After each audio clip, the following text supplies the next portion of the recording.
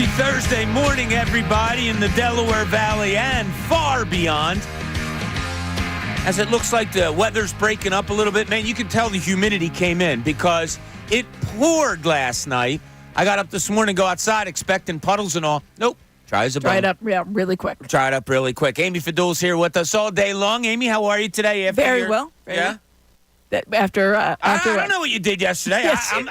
I can turn my back on things. I saw you. Turn a blind eye on whatever you decided to do. I don't know. There was rumors that you were on this radio station, but it wasn't with us, so we'll just leave it at that. That's right. Ray Dunn, our marvelous producer, put some miles on the car yesterday for his sister's graduation to go see it, and it got rained out. But Ray had a nice dinner with his family, and also, Ray, glad to have you back. Glad to be here. He'll be shooting out today as his sister. Your sister's name again? Michaela, congratulations on your graduation, which will take place tonight at Springford, right? That's correct. Okay. Yeah. All right, the last of the Dunns graduating from Springford. Yes. Michaela, you said, right?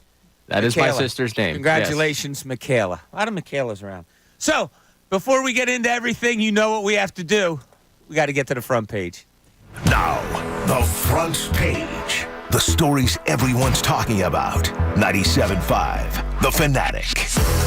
Oh, life is too fun, I have to tell you. All right, your Philadelphia Phillies, they got that 2-0 win yesterday for the sweep over the, and don't forget this, over the Central Division leading Milwaukee Brewers. Yep. Yeah. A winning team. All the talk you want to talk about, they're not playing anybody. It doesn't matter. It doesn't matter when you're this good, kind of. It just put them in front of you. You're going to play your game. Nick Castellanos, of course, with the 2-run home run in the fifth. That went for all of the scoring yesterday. Aaron Nola, really good. Really good. 2 hits, no earned runs, no walks, 5 strikeouts.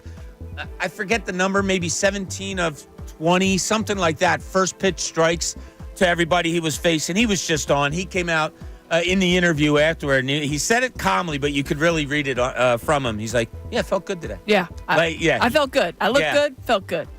You could tell he absolutely felt good. Hoffman and Alvarado come in, 2 innings. They get 4 strikeouts, no earned runs.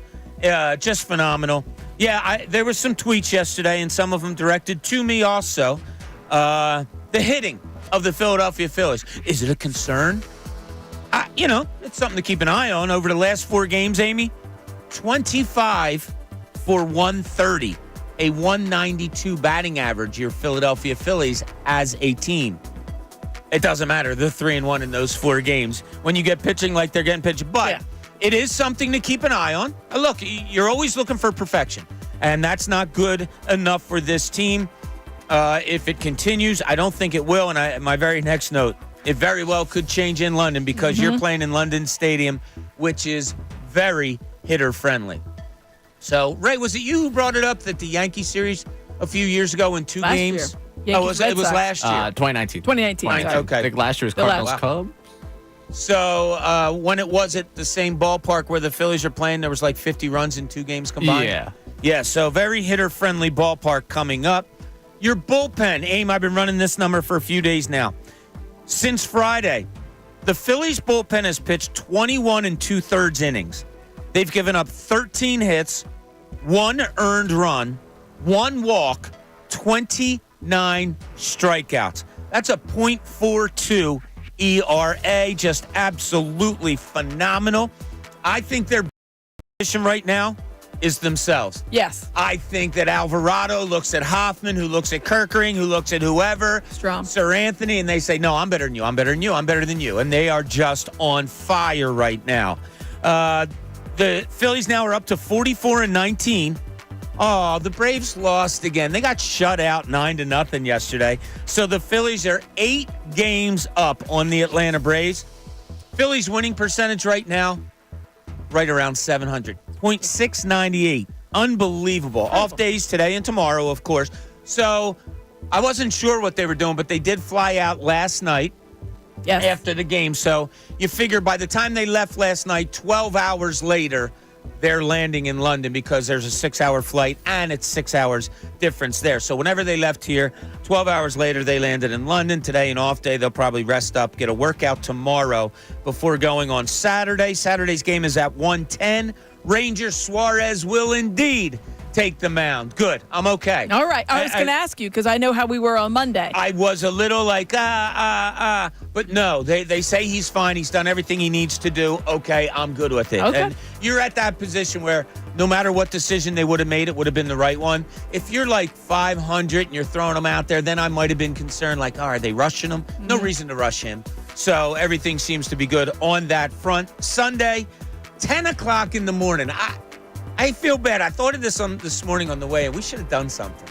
What do you mean? We should have done something as a show, because 10 o'clock in the morning, that's our prime time, right? That's our time. That's our time. We should have set something up with somebody that, hey, come join Amy and Ray and me, and let's go have some brunch somewhere. You can join me on this very station. Let's go. Oh, you'll be here. That's right. 9 to 12 if you'd like to come on in. Can we bring in mimosas and some stuff like that? Yeah. There's just no rules.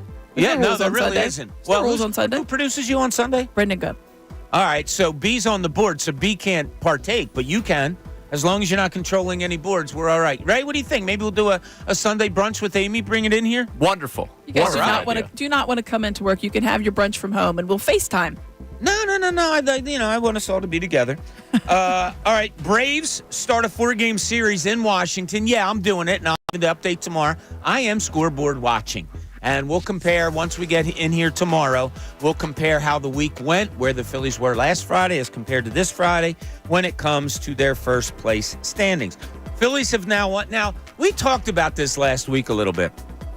Who's your MVP for the Phillies? And we had 3 different answers. And I heard we brought somebody else in with it, and we got 4 different answers. And then we had somebody agree with one of us. One of the guys that wasn't even mentioned, do you know the 12 times he's taken the mound this year? The Phillies have won 11 of those games, and that's Aaron Nola. There's something to be said underrated? For that. I guess he's flying under the radar. I guess. That's why he had a little smirk when he said, I feel good. You guys aren't giving me any credit. Everybody's talking about Wheeler and Ranger Suarez. Yeah. Look at me. Noel's over here dominating. Yeah, they've now won 11 of his 12 starts, which is phenomenal. Your Philadelphia Eagles, today's the 3rd day of Mandy Minis. That's right, mandatory mini camp. 3rd day today. We have some fun sound out of yesterday. Guys are saying the right things and all that. We don't dive deep into what they're saying, but there is some fun stuff to be said because it has been camp positivity so far, Amy. And that's what you expect. I mean, come on, they're just getting together. Everybody's going to say some fun things. We'll get into a few of those. Your 76ers.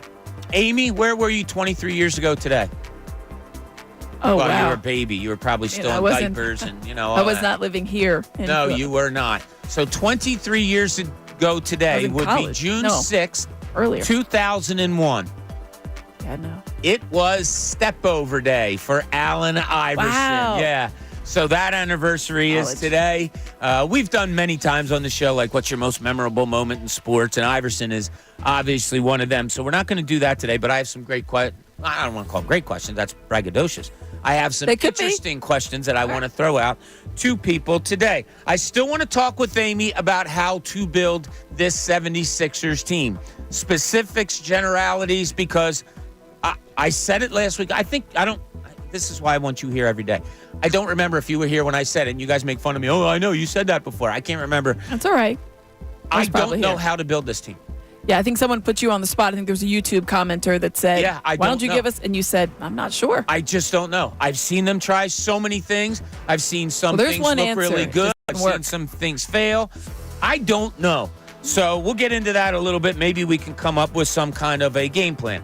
On the national front, your NBA Finals Game 1 is tonight. Pretty cool because there's no Phillies, so we can dive into this. Yeah, I have my little plan for 8:30 tonight. I might be sitting out back, weather permitting, get the TV out there because Thursday's my favorite day of the week, as it is yours. It's the best day of the week. It is the best day. So I'll sit out back and I'll watch that game tonight by myself, let the girls have their fun inside. UConn head coach Danny Hurley came out early this morning, right after I woke up. Boom, Woj bomb. Says that he is being heavily pursued by the Lakers. They're going to be in contact and negotiations and all of that stuff over the next few days. They're going to offer him a boatload of money, apparently. Amy and I have some thoughts on this that we're going to get to. I kind of teased this on the crossover. I have reached out to somebody that maybe has kind of sort of been in Danny Hurley's position before. So we're hoping that he or she will come on the show today, but we won't mention that. On the NHL front, finals, they start Saturday, Edmonton at Florida. That's an 8 o'clock game, so that'll be game one there. So a lot of stuff going on, a lot of fun to be had today with our ray of sunshine, Amy Fadul. Now, one of our favorite callers, and I don't usually take calls in the first segment, but Dave in Ben Salem is one of our favorites. Great dude, and I know time constraint is with him, so let's get to him right away. Dave from Ben Salem, you're on 97.5 The Fanatic. What's up, buddy? How are you, Bob? How are you? Amy, two of my favorite people on the radio every afternoon. Appreciate Thanks, you, buddy. Dave. I'll try to make it short because I know you got a lot of calls, but what a great homestand. You literally won these 3 games against Milwaukee, only scoring 7 runs. Shows you how sometimes pitching is so important. Does it make you worry about the offense at all, Dave? It does a little bit, but I still think these guys are going to get hot. You see, well, here's my quick question for you, Bob.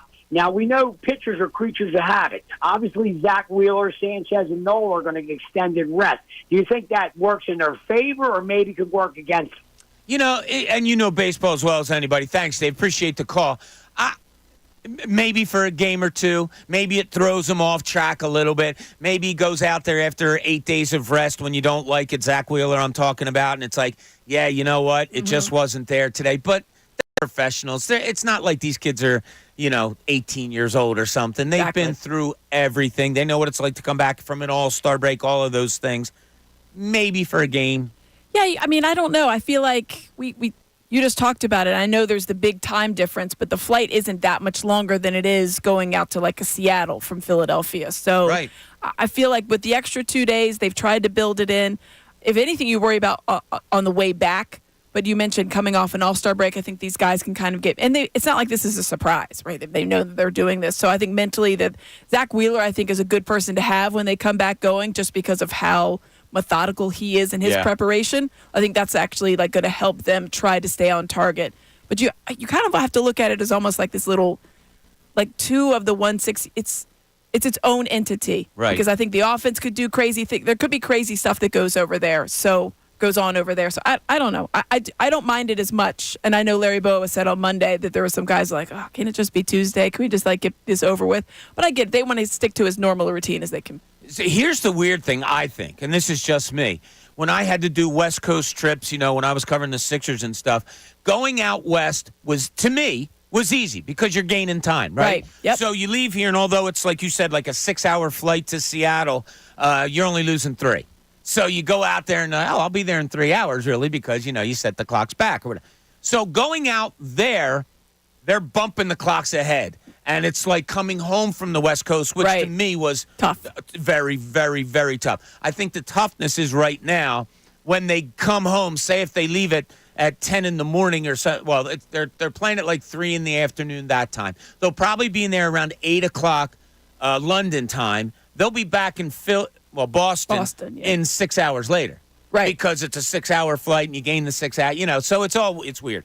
But it'll be fine. Yeah. I think it'll be okay. I think if there's any struggles, it might be Saturday and Sunday, but you have the extra adrenaline flowing because you are playing the London series and all the baseball is watching. Exactly. And it's a big to-do, and it's the Mets, and I think that helps as far as like staying focused. And this team is as focused as any team that I think we've seen certainly in recent memory across the board, not just Phillies, but the way that Rob Thompson talks and the way that they prepare and the fact that they believe that they're in every single game. I feel like it's a different mindset for them. Like, I can see why some of them might be a little bit perturbed is probably too strong a word, but just like, really? We're rolling. We've got our stuff. Yeah. Let's just get this out of the way, get the wins, come back home, and let's keep on trucking. Yeah, Boa was I think he was part of that group, too. Yeah. So, in case you didn't hear, Larry Boa was on with us on Monday when we were at the Brian Dawkins golf outing.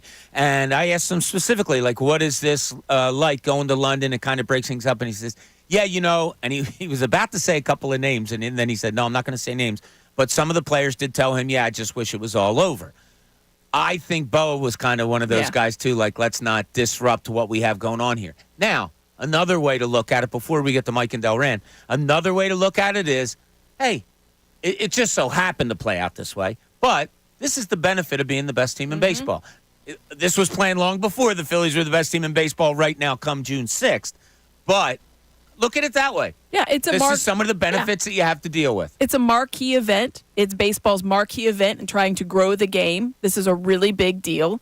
They chose you. I mean, when we were going through the people that had done this before, you're having these very, very prominent baseball clubs are the ones playing. Yankees, Red Sox, Cubs, Cardinals. It's not a secret. It's Phillies, Mets. And I think that makes it a little bit more intriguing. And I know the Phillies fans have already started. I'm sure you've seen it on social media, too. Oh. They've already taken over. Yeah, it's got to be like 10-1. Yeah. There might be like a person with a Mets shirt on, and around them will be 30 people with Phillies gear on, which I love. But I think the Phillies feel that, and I like that they're going to be on a marquee event. I think it adds a little gravitas to it. You could hear it in the announcer's voice yesterday talking about, getting ready to pack and going, and it's pretty cool. Les Bowen, who I used to work with at the Daily News, who you know very well, Amy, he was going over to London last night, and he said that the flight was overbooked by like 10 people. That's crazy. So at first they were offering, we'll give you another flight. And then it got you got to hold out. It went up to $3,500. Give me the next flight. Yeah? $3,500? A $3,500 flight credit to anywhere in the country, anywhere in the world? Yeah. Yeah. Yeah. When's the next flight? Yeah, could be. Mike and Delran, you're on 97.5 The Fanatic. What's going on, Mike? Hey, what's up, guys? How you doing? How you doing, Mike. buddy? I'm living the dream. You know that. Of course. Hey, Bob, so I got to ask you, Bob, UConn just won. I mean, this is how much I didn't care about the college basketball this year, but UConn just won the national championship, right? For the second year in a row. Yeah, second year in a row. Let me ask you, and I want your opinion, you, Bob Cooney. You're a guy who just won 2 national championships. You have free will probably for the rest of your life at that school, right? Do you leave and try to make that jump in the NBA? Because I watch these guys do it all the time, and it just doesn't seem to be as successful as you'd think. Like, I just don't know. I mean, I know the money's huge. It's L.A. It's the big spotlight. But, why would you go for, would you make that move, Bob? I don't think I would, Mike, but that's me. Right. We have to look at these coaches that are as successful as a Danny Hurley, as a Jay Wright, talking about guys that had that chance to jump. There's always, when you're that successful, you're always looking for another challenge, right? That's what I've always gleaned from GMs and coaches and anybody that I've talked to. They're always looking for that next challenge. Has Danny Hurley conquered the college challenge? Somewhat. So does he look for that next challenge? Maybe. Or does he, throw his dominance on a place that he's familiar with? I don't know. 1 minute you're hearing Dan Hurley, who has 2 national championships, and the next minute but before that it was J.J. Redick, right? I feel like they're just trying to throw anything at a wall right now. And then real quick, Bob, I told you a story about a good friend of mine who passed away a long time ago. I told you the reason why I called station, stuff like that.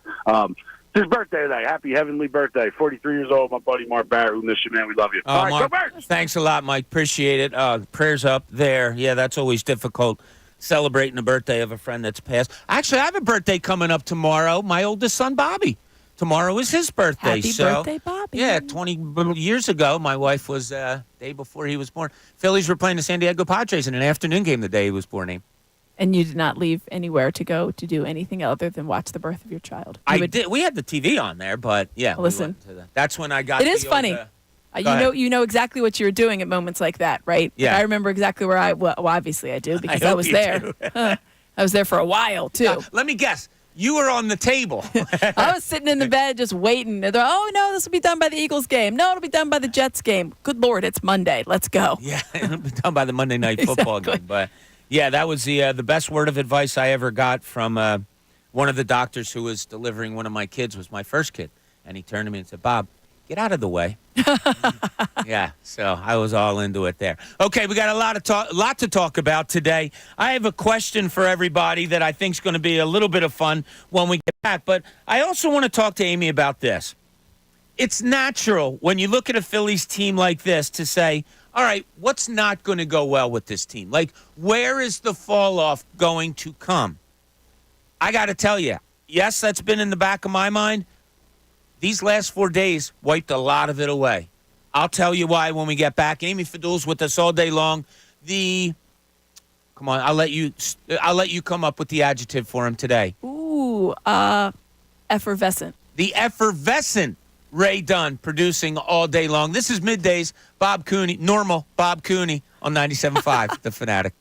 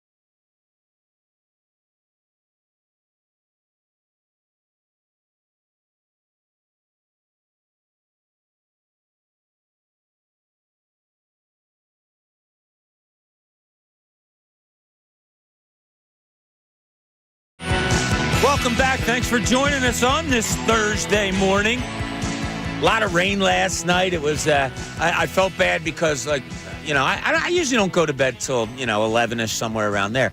But around 9:30 or whatever, our dog started to get a little wonky because she gets really nervous over thunder and lightning. Really? Oh, that's a common thing, I feel like. I know. So, I'll get off of my chair and I'll sit on the floor and I'll call her over to try to pet her and calm her down. There's no calming her down. And I feel horrible. For a second, she'll be there, but then she starts breathing real heavy, panting. And then she starts drooling a little bit. So I, being the wuss that I am, I don't feel like her drooling all over me. So I'm like, all right, get away. And then, she'll go behind the cat. She'll go places she never goes before. And I'm trying to read it all right, does she need, something pressing huggy? up against her? So I'm wondering if I should buy a weighted blanket, but she's so skittish. Some people get those thunder shirts, they call it. Yes, yeah, exactly. Like a big hug. But here's the But thing. maybe not. Our dog is built like a potbelly pig. It is she's what's called an American bully. So it's part pit bull, part Boston Terrier. She is no higher than 2 feet and no less round than about 5 feet. Yeah. I mean, she is one big solid muscle. So I just feel so bad for her. So, but a lot of rain we got last night, but you see how humid it got. I was watching Channel 6, and they let me know that the humidity was coming in. So I was up way past 11 last night. That the humidity was coming in with the rain also. Mm-hmm. And I got out this morning and dry as a bone. Yeah, we had some still a few little puddles, but yeah. Yeah. It was, but the grass looked great. Yeah. The grass needed it. Mine was getting it did. Yeah. Mine was getting a little bit not brown, but a little bit on the brownish side. Okay, I want to talk to you about this. When you do have a team going like they're going, we like the Phillies are going, I should say. We rightfully did it with the Eagles last year, 10-1, because the concerns were blatantly out there. It was an eye test. It was, and I labeled it as the yeah, but. When they were at 10-1, I said it's a yeah, but season. Yeah, they're 10-1, but because it just didn't look right, it didn't feel right, and as it turned out, it wasn't right. Now, with this Phillies team, it's only natural to look at what may not last on a team that's going as well as they are. So I started to say to myself, as I wrote up some numbers a couple of days ago, and I said, ooh, got to keep an eye on this. They're not hitting well, and they're not hitting for extra base hits, and only 6 of their last 30 hits are extra base hits, and one of them was Castellanos, who tore around for a double on a game-winning hit, which didn't need to be a double at all. He could have just gone to first, and everything would have been fine. But then they go 3-1 in those games. And you have the Christopher Sanchez's of the world. And you have the Aaron Nolas of the world. And, of course, the Zach Wheelers. And I don't know. I started to think, you know what? I think this team has a mentality of, hey, we're not hitting, we're pitching. Hey, our pitching might be a little wonky, we're going to hit. Is it that easy, do you think, for this team, or am I just overly optimistic? I don't think you're oversimplifying it in any way. I think they recognize what every other facet of this team is doing. It's just like when Trey Turner went down, I think there was, I don't know if it was a conscious, hey, let's talk about it. But I think there was a subconscious of we just lost a guy that was batting over 340, was having a great start to the season. Who's going to pick it up? All right, I will. You know what I feel like they have that mentality. So when you look at it as a whole, if the bullpen, for whatever the beginning of the season, they haven't really struggled. The bullpen is absolutely phenomenal right now. But if there's ever an aspect, whether it's maybe the pitching like Sanchez at times, even though recently he's been very good, very, very good. Nola had the lulls earlier in last month, I guess it was. And then you're looking at what Taijuan Walker has struggled with. Those are the times where Taijuan Walker had been averaging, the run support was 5 runs. Right. And so here's a guy, all right, we got to hit. We got to make sure. And the Brewers are a good team. They have good pitching. Yeah. So when you see those games, hurt. There's a lot of injuries going on. They do have a lot of injuries. But their starting rotation is definitely taking a hit, and they're having to use some of their guys a lot more than I think they would probably like at this point in the season. But it's a good team. They're in the first place. They're 5 or 6 games, I think, clear of the Cubs. But there's a reason those games are 0-0, and it's not just because the Phillies aren't hitting. They're seeing some good pitchers, and these guys know how to pitch to the Phillies hitters. But I feel like that they feel the Phillies themselves. We know we're going to win this game, no matter what the score is at any point in the game. And if we have to do it by playing a little small ball like we saw in May, which I thought they were very good at small ball, and I know I call him Schwarber Singles now, but listen, Schwarber Singles is coming through. He's getting on base. He always was getting on base because he would walk a lot too, or he would hit a home run. But I just feel like that they just do anything that's needed of them, and I feel like they know that. So if somebody's struggling as your starting pitcher, all right, let's give them some runs. Oh, we're having a little bit of a struggle at the bat. All right, let's shut down some innings. And you mentioned it, like they have the mentality of I'll pick it up. You know what else is great? They have the talent that can say, okay, I'll pick it up. Like if this is a team that's built on Johan Rojas having to say, don't worry, I got it. I'll pick up the offense part here. That's an extreme example. But, when you have a lineup as filled with stars as this one is, it can be a mental thing of, you know what, I just got to be better. And they have the talent to rely on it being better. Well, and like we've seen a couple of defensive miscues recently. Not in the Brewers series. I thought that was the best defensive series the Phillies have put together all year. So when you have these low-scoring games, I feel like those guys have to think, the mistake's not going to be on me. I'm not going to make the mistake at third, short, second, first, whatever it is. I'm not going to be the one that causes an unnecessary run to plate.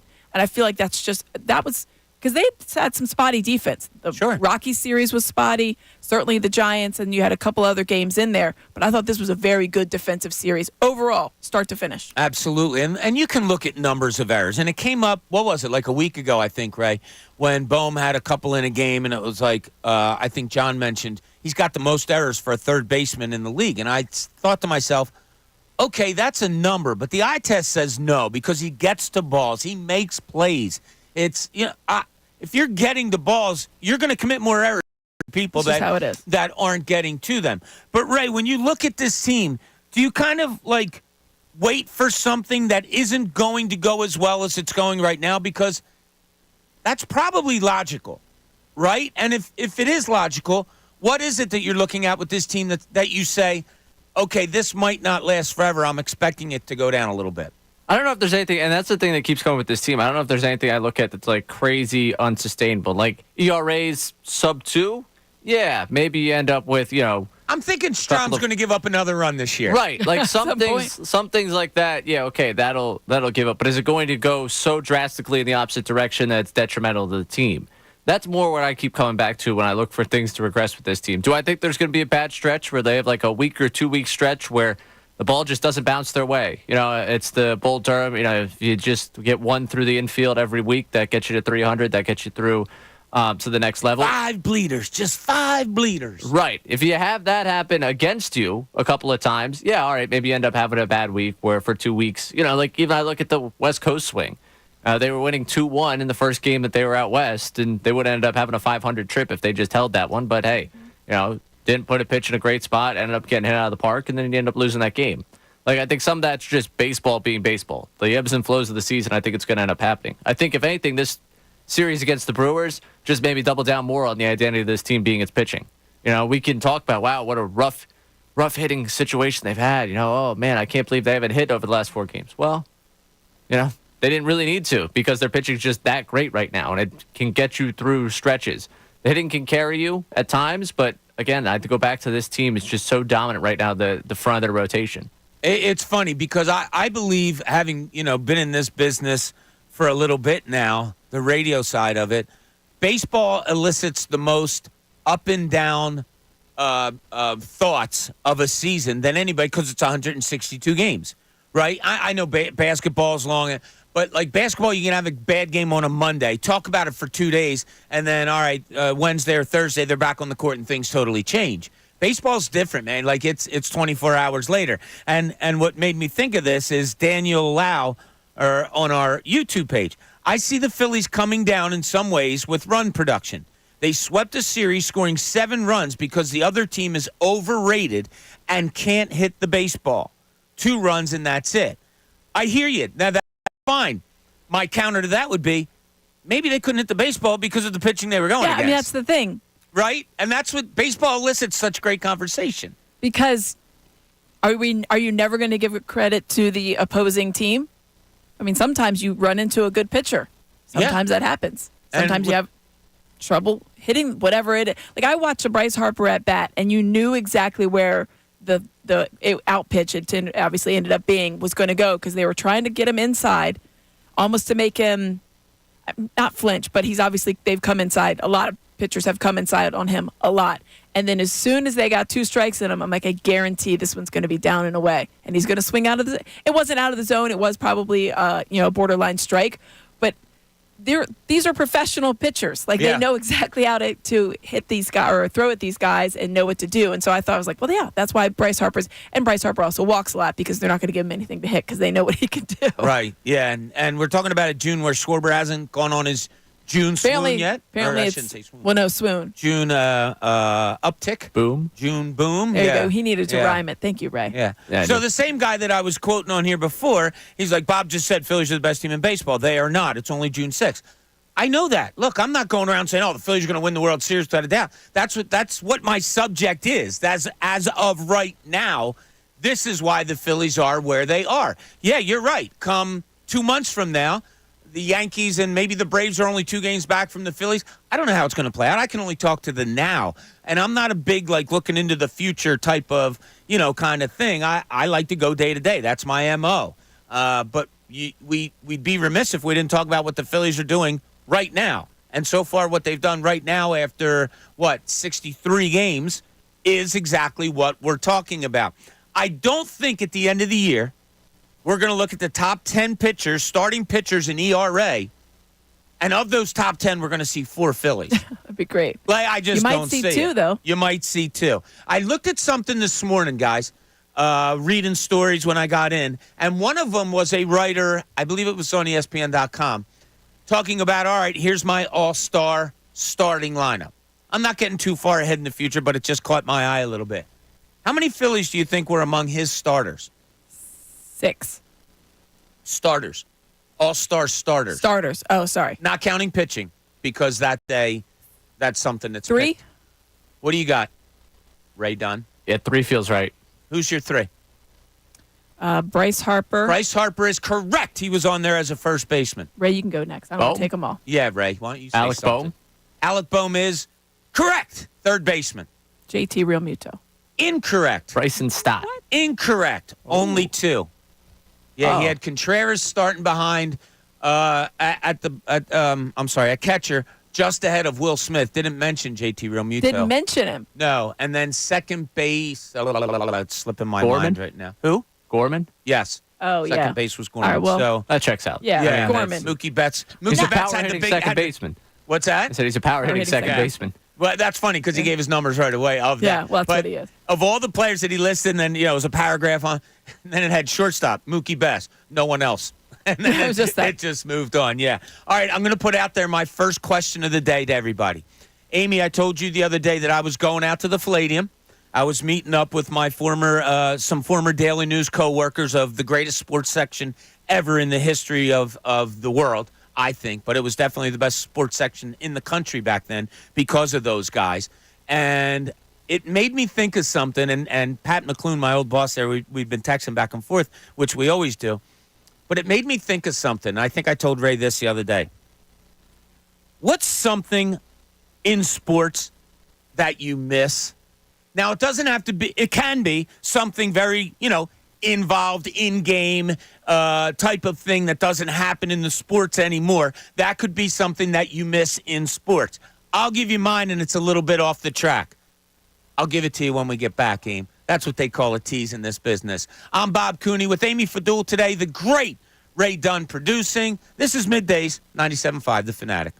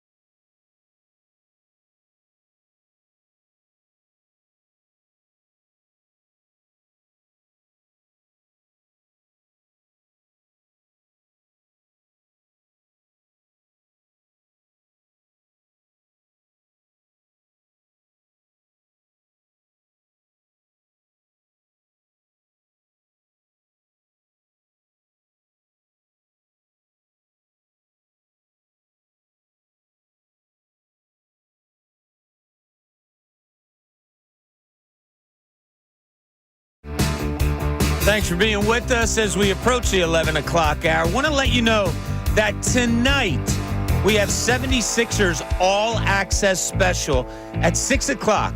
D. Lynham, Kevin Cooney, my identical twin cousin. They'll be leading into the broadcast of Game 1 tonight, which starts at 8 o'clock here. Yep.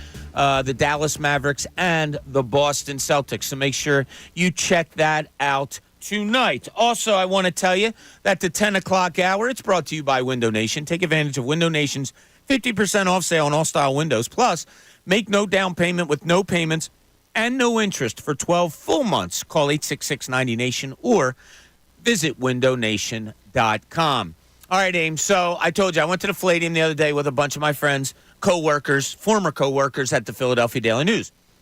Stories beyond stories beyond stories that you can't even begin to fathom, but just phenomenal stuff. And yeah, were we patting ourselves on the back a little bit? I told Ray earlier that one of my favorite stories that we talked about was I was getting ready to go into work. I was working nighttime, and it was about 4 o'clock, and I usually left the house around 4:30, and it was Pat McClune. He said, get in as soon as you can. Will Chamberlain died. And he said, all hands on deck. Great. Get in there. We have a meeting. We get done the meeting at like 6 o'clock. Our deadline was 2 a.m. 36-page pullout on Wilt Chamberlain done in that amount of time. I don't think people... I hope people can realize what an undertaking something like that is. And when you have the Phil Jasners of the world and the Stan Hockmans and the Ray Didingers and all of that, man, it was a sight to see, and I was so proud to be an onlooker That's of when, it all. the newsroom is like a living, breathing entity and stuff like that. It was the best. Yeah, it was the best. All right, so my question of the day, I teased you off of that about something that you miss in sports. And as I was driving home from the Palladium the other night after being with these guys, I miss, and this is no offense to everybody knows where newspapers have gone now. It's mostly digital and all that, almost all digital. And we saw numbers come out about circulation and all. And it's scary. And it's a shame, especially for someone who grew up with newspapers, as my dad, was in the newspaper business for 55 years. I was in it for many years also. I miss a good sports section. I miss the sports section that you grabbed and it had 15 stories in it. And it wasn't digital. It was the paper. And when I was a little kid, Aim, my dad would take a bus home. He didn't drive, as I said many times. My dad would walk home from the bus stop. He would get home around 3:30, 3:45. He worked early hours. I would be standing at the door waiting because under my dad's arm every day was the Philadelphia Bulletin, the Philadelphia Daily News, and the Philadelphia Inquirer. And I would grab the Daily News, and I would run downstairs, and I would get on the floor and open it up right to the sports section, go right to the back page, not the front page, and just read and look at every box score. That's the thing I miss about sports. It's off the track. I miss that great sports section where also, we don't even have agate pages anymore in the sports section, which would have all the box scores. Right, yeah. The Daily News, because it had such a late deadline, had every box score from the night before in it.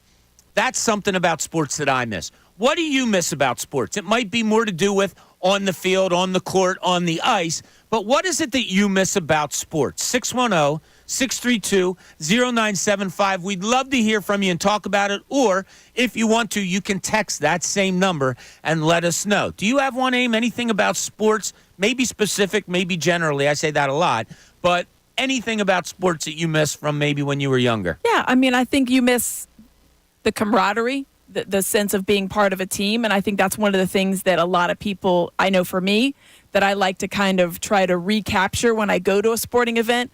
So when you're at the game and you're high-fiving complete strangers, I think about how when everybody's on the same page, everybody's all bought in, everybody's like cheering for the same team in this case, whether it's the Phillies, Flyers, Eagles, Sixers, your college team, whatever.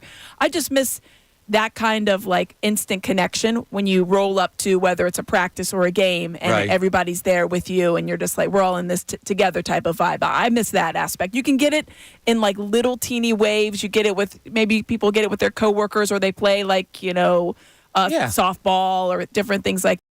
But, I was at our son had a playoff game. And I'm sitting in there and I was like, I need to calm myself down because I'm like, let's go. I was like, okay. I was like, I miss that because I miss being part of a team. Those guys get to have it now and it's so much fun to see little kids first starting to get their foray into being part of a team and what that really means. It's not just about yourself. It's about the team. You have to cheer everybody on and be involved with everything. So seeing them at the very start of it, it's a lot of fun, but it does make you miss a little bit of what that was like. You just said something that my dad, when I first had children, made sure, not that I ever didn't do it, I don't think, made sure that I always said. You said our son.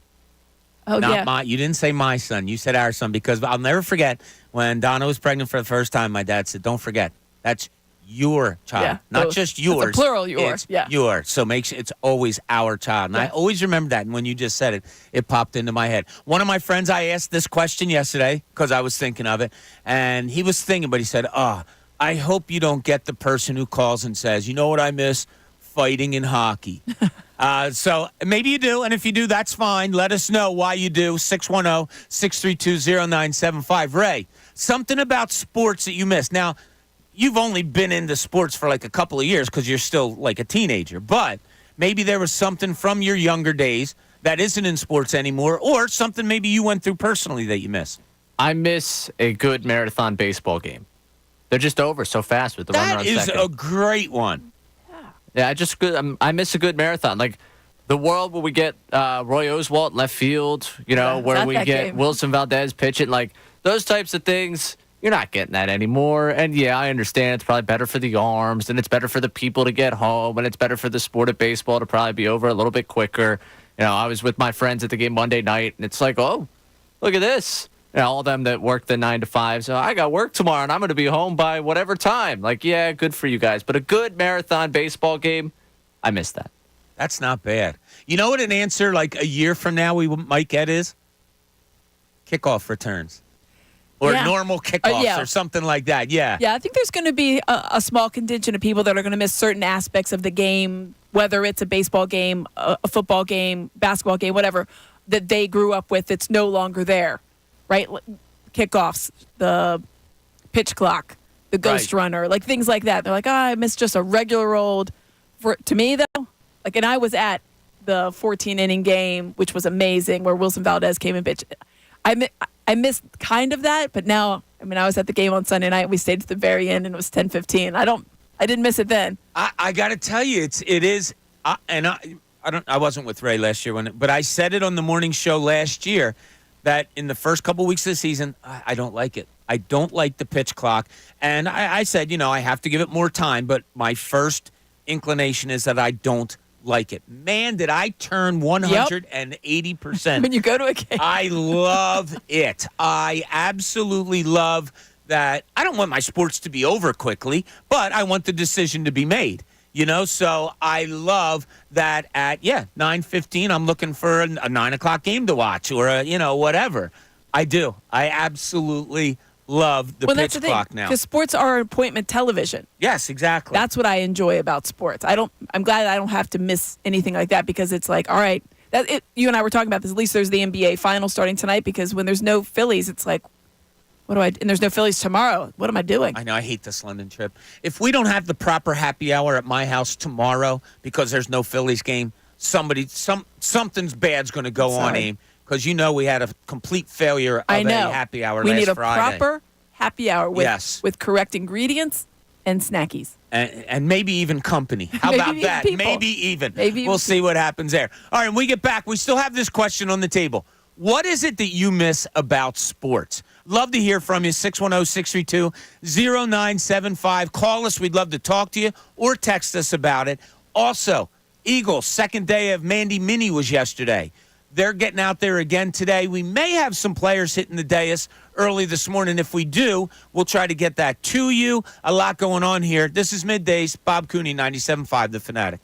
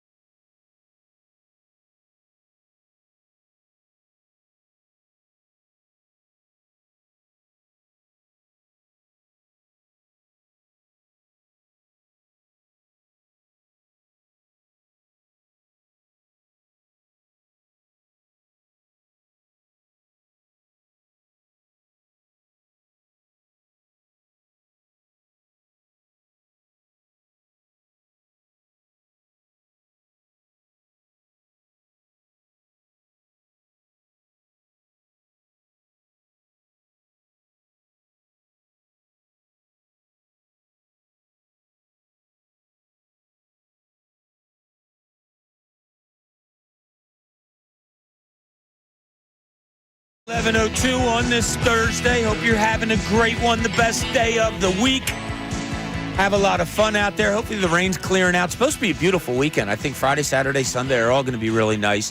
So hopefully you have great plans if you're ready done. If you're not traveling the country, and in some cases in a couple of weeks the world, there's always something on his social calendar. For sure. Like, I've been around for a little bit or whatever, and I'm not saying established professionally. Established I have my family. I've been around for a while, a job, all that stuff.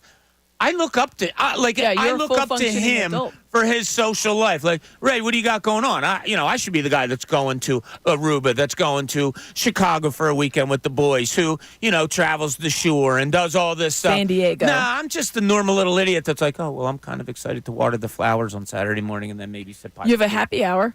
That's always Well, fun. it hasn't been confirmed yet. I'm going to have to text my partner on this one because I don't know. So just a little inside story. And Donna, please don't get mad. I texted my wife last week to Amy. Amy was sitting next to me, and I said, oh, you know what? I think I feel like doing a happy hour tonight. It was last Friday. Yeah. So I texted my wife. I said, how about a happy hour tonight? And I said to Amy, I go, ooh, let's see how this goes. And the response was right away, and it was perfect. Sounds great. I'm like, yeah. So then I doubled. I said, so who should we invite? She goes, oh, I thought it was just going to be us. And I said, oh, okay, that's cool. Just us then. I don't mind. Get home that night. We're sitting out back, and I said, all right, you going to make yourself a margarita or something like that? And my wife says, I don't have any of the stuff to do that. And I was like, oh, this didn't turn out to be a great happy hour. But it did turn out to be great. It did. See, it was still fun. It was still fun. I don't know if we went in the cooked pool? out. Well, yeah, kids went into the pool, and I opened up the Surfside for my wife. I think it was, what is it, lemonade, iced tea, and vodka? One of those That's correct. Surfsides? Yeah, Surfside. Because some of them can be just iced tea and vodka. I always get the wrong They have ones. flavored ones. They have lemonade do. ones. Yeah, they've expanded Peach. it. So, yeah, so we'll see how that all plays out. But the first question that I threw out, and I want your responses on this because I think Ron in South Jersey has a really good one. I mentioned sports sections of a newspaper. I miss those big, thick sports sections of my past that I was a part of for a while, but when I was a kid, I used to love reading the sports section. Things have changed with digital and all that now. We don't have that. That's what I miss about sports. What is yours? What do you miss about sports that you don't have anymore? Ray had a great one also talking about a long baseball game because you just don't have them anymore with the ghost runners that get put on second base in the 10th inning. What is yours? 610-632-0975. Let's get to Ron in South Jersey. Ron, you're on 97.5 The Fanatic. How you doing, buddy? Bobby Cooney, I'm doing well. And Amy, how are you? Hey, Ron. So I said to Ray, and it's Bobby, especially when you said grabbing the newspaper as a kid. But I said to him, I remember sitting on the porch, probably my first year of college or something. I'm home for a weekend. My uncle Max, my dad traveled a lot. So my uncle Max is skinny as a rail, dressed in his white shirt, his black pants, and his wingtips, smoking a Phillies El Producto and drinking a Schmitz, and sitting there with him, no phone, no monitoring Twitter, and just sitting there having a beer and a cheap cigar with him and listening to him curse at the Phillies about what bums they were. And he was That probably brings listening back to it so on the many transistor radio, Ron, or was he in front of the TV? We had a little black and white on a TV tray with the rabbit ears. Ronnie, get up and fix this. I can't see this. And I forget who the announcers would have been. This would have been probably late 70s, late 70s. Your TV was Harry Callis, Richie Ashburn. You probably had maybe By Som. And Bill Campbell was around. Yeah, maybe. But who was the other? Andy Musser. Yep. And Yeah. I still feel a little breeze going through. We live 2 doors away from the Colonial Cafe on Route 45 Sure. in Woodbury. We'd run out of beer, and he'd go get me another six-pack. Yep. And I was in Broad college, Street I'm is getting also free the beer name of that from Route 45, right, Ron? Exactly. Yes, sir. Right on Broad I'm Street, not going to lie and Colonial say I Avenue. was never at the Colonial. I'm not going to lie because I might have been You there might every have once been in a while. there. Beers back in the day, 25-cent, 8-ounce beers. You go in there with a roll of quarters, you leave a $5 tip. Yeah, not bad. Ron, I hope you're vacationing after a busy time that you had. Yes, sir. I'm about to do it. Getting away for a little bit. Going to visit the homeland in September with a group over in Ireland. So it's going to be a great hoot. Good for you. All All right, Ron. Look forward Good to to talk seeing to you you soon, buddy. right, buddy. All right, bet, thanks. Bobby. Be well. All right, you too. Take care. That's Ron Davis from Davis CPA Group, who does our taxes. Very good. Yeah, Very great man, good man. Has a grandson going to my former high school, as a matter of fact. So We got all that going on. A lot Ron and of- I are going to be running into each other a little bit. But a great one, social media. Ron misses Yeah. the days of watching or listening to games without social media. That is spectacular. I'm sorry, Ray. You were in first place. You have dropped to second. Ron has taken over the best thing that he misses about sports, watching a game without social media. I'm still there. I don't know where it's funny, Aim. I don't know where you are on this because a lot of times you're working. But when I'm watching a game, an Eagles game, I can't, a Sixers game, important game, whatever, I can't see something, have an opinion, and I won't grab my phone or grab my computer and go, I need to get my opinion out there. Blah, blah, blah, blah. I don't do it. I don't look at other people's. I don't care to do it. Yeah. Where are you on that? No, I'm the opposite. Oh, you okay? Which Yeah. is fine. I'm not putting anybody down that does it. I mean, mine is, obviously for what I do for work purposes, it's a Yes. lot of like, hey, we talking about this coming up. But also, like, sometimes we're so much a natural sense to share. And I don't overshare. I usually just send something out, or if I see something on like an account, I'm like, oh, that's funny, and I'll retweet it. I'm not the constant of like, oh, JT got a hit. Like, people are watching No. the game. Right. But maybe I'll like lend itself to a stat, or I'll have something like, oh yeah, I was at the game, or we were watching a game, and like they showed the crowd, and I'm like, it is June 1st. It is June 1st, and there was 42,000 there, and I think I made the comment of like that. That's just like a Sure. I'm like, That's an this is- observation. it's crazy, though. And people aren't there to know what you're right. what Like you're looking at this and be like, relaying I to wish them. you guys could like see like it's, and you could see it on your television, but it's just a fun reminder. Yeah. And some of the stuff I feel like I always should send out a caveat at the beginning of college basketball season, but just to apologize. Like, there's going to be a lot of stuff that you guys are not going to want to follow, and you can just mute me or mute certain words. Right. Like Hashtags like BBN. Yeah, just don't, because there's going to be a lot of that. I try to kind of like edit myself, though. I've been better on it. But going on social media and just even being on it while watching the game is something that I've like tried to really be better at, because a lot of times, unless you're live, social media or whatever it is going to be quicker. Yeah. And I don't like that. No, me neither. Yeah. I had to do it in my old job. Right. When I was covering the Sixers, during a game, part if, of the- Joel Embiid just limped to the locker room, or you get an update. I Yeah, had to that's- do it. I had to do it back then. But as a fan, observer, I call myself like a observer of games. I just don't feel the need to put my opinion out there on what's going on with the game. They can wait I to think, hear it from 10 to 2 the next day. Yeah, that's part of it also. And also, I don't think many people care about my opinion. I care about it. In the middle of a game or whatever. Ray, do you remember back in the day watching the game without social media? Or have you always been like phone in hand, computer on lap while you're watching a game? No, I mean, it's not always been that way. I think I have to dig a little bit deeper, because I would say at least half of my existence, or almost half of my existence, has been pretty much social media. Like, I can remember watching early Phillies games, and there's not a sense of, oh yeah, I got to run to go see what this is about, or what someone is saying about this, because that wasn't what existed. And I also was like 6, and there was no way I was logging on to Twitter to let people know what I thought, because I don't even think Twitter was around. So yeah, I think most of my existence has felt like it's had social media at least tied to it. I don't think I'm like dependent on it, but I'm not going to pretend like I'm not on it during the game, because as soon as something happens, I know what my timeline and what the people that I follow are going to have opinions on. So I'm always like, oh, I want to see what everybody's saying about this. Or, certain player strikes out that might not be popular with the fan base that day. Oh, I wonder what jokes people are going to get off here. I enjoy the idea of watching with the entire online community anyways. Like, it's like a little bit like if you're not watching with friends, you're watching with friends.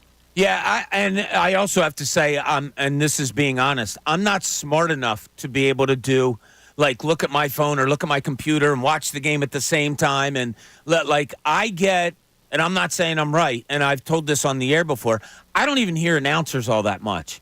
And I can get done a game and watch it, and I could give you the specifics of the game and not remember what color jerseys the teams were wearing. I don't know why, and I'm not saying that's a good thing, but honest to God, and this happened to one time, we walked to the back room, and I'm writing my story.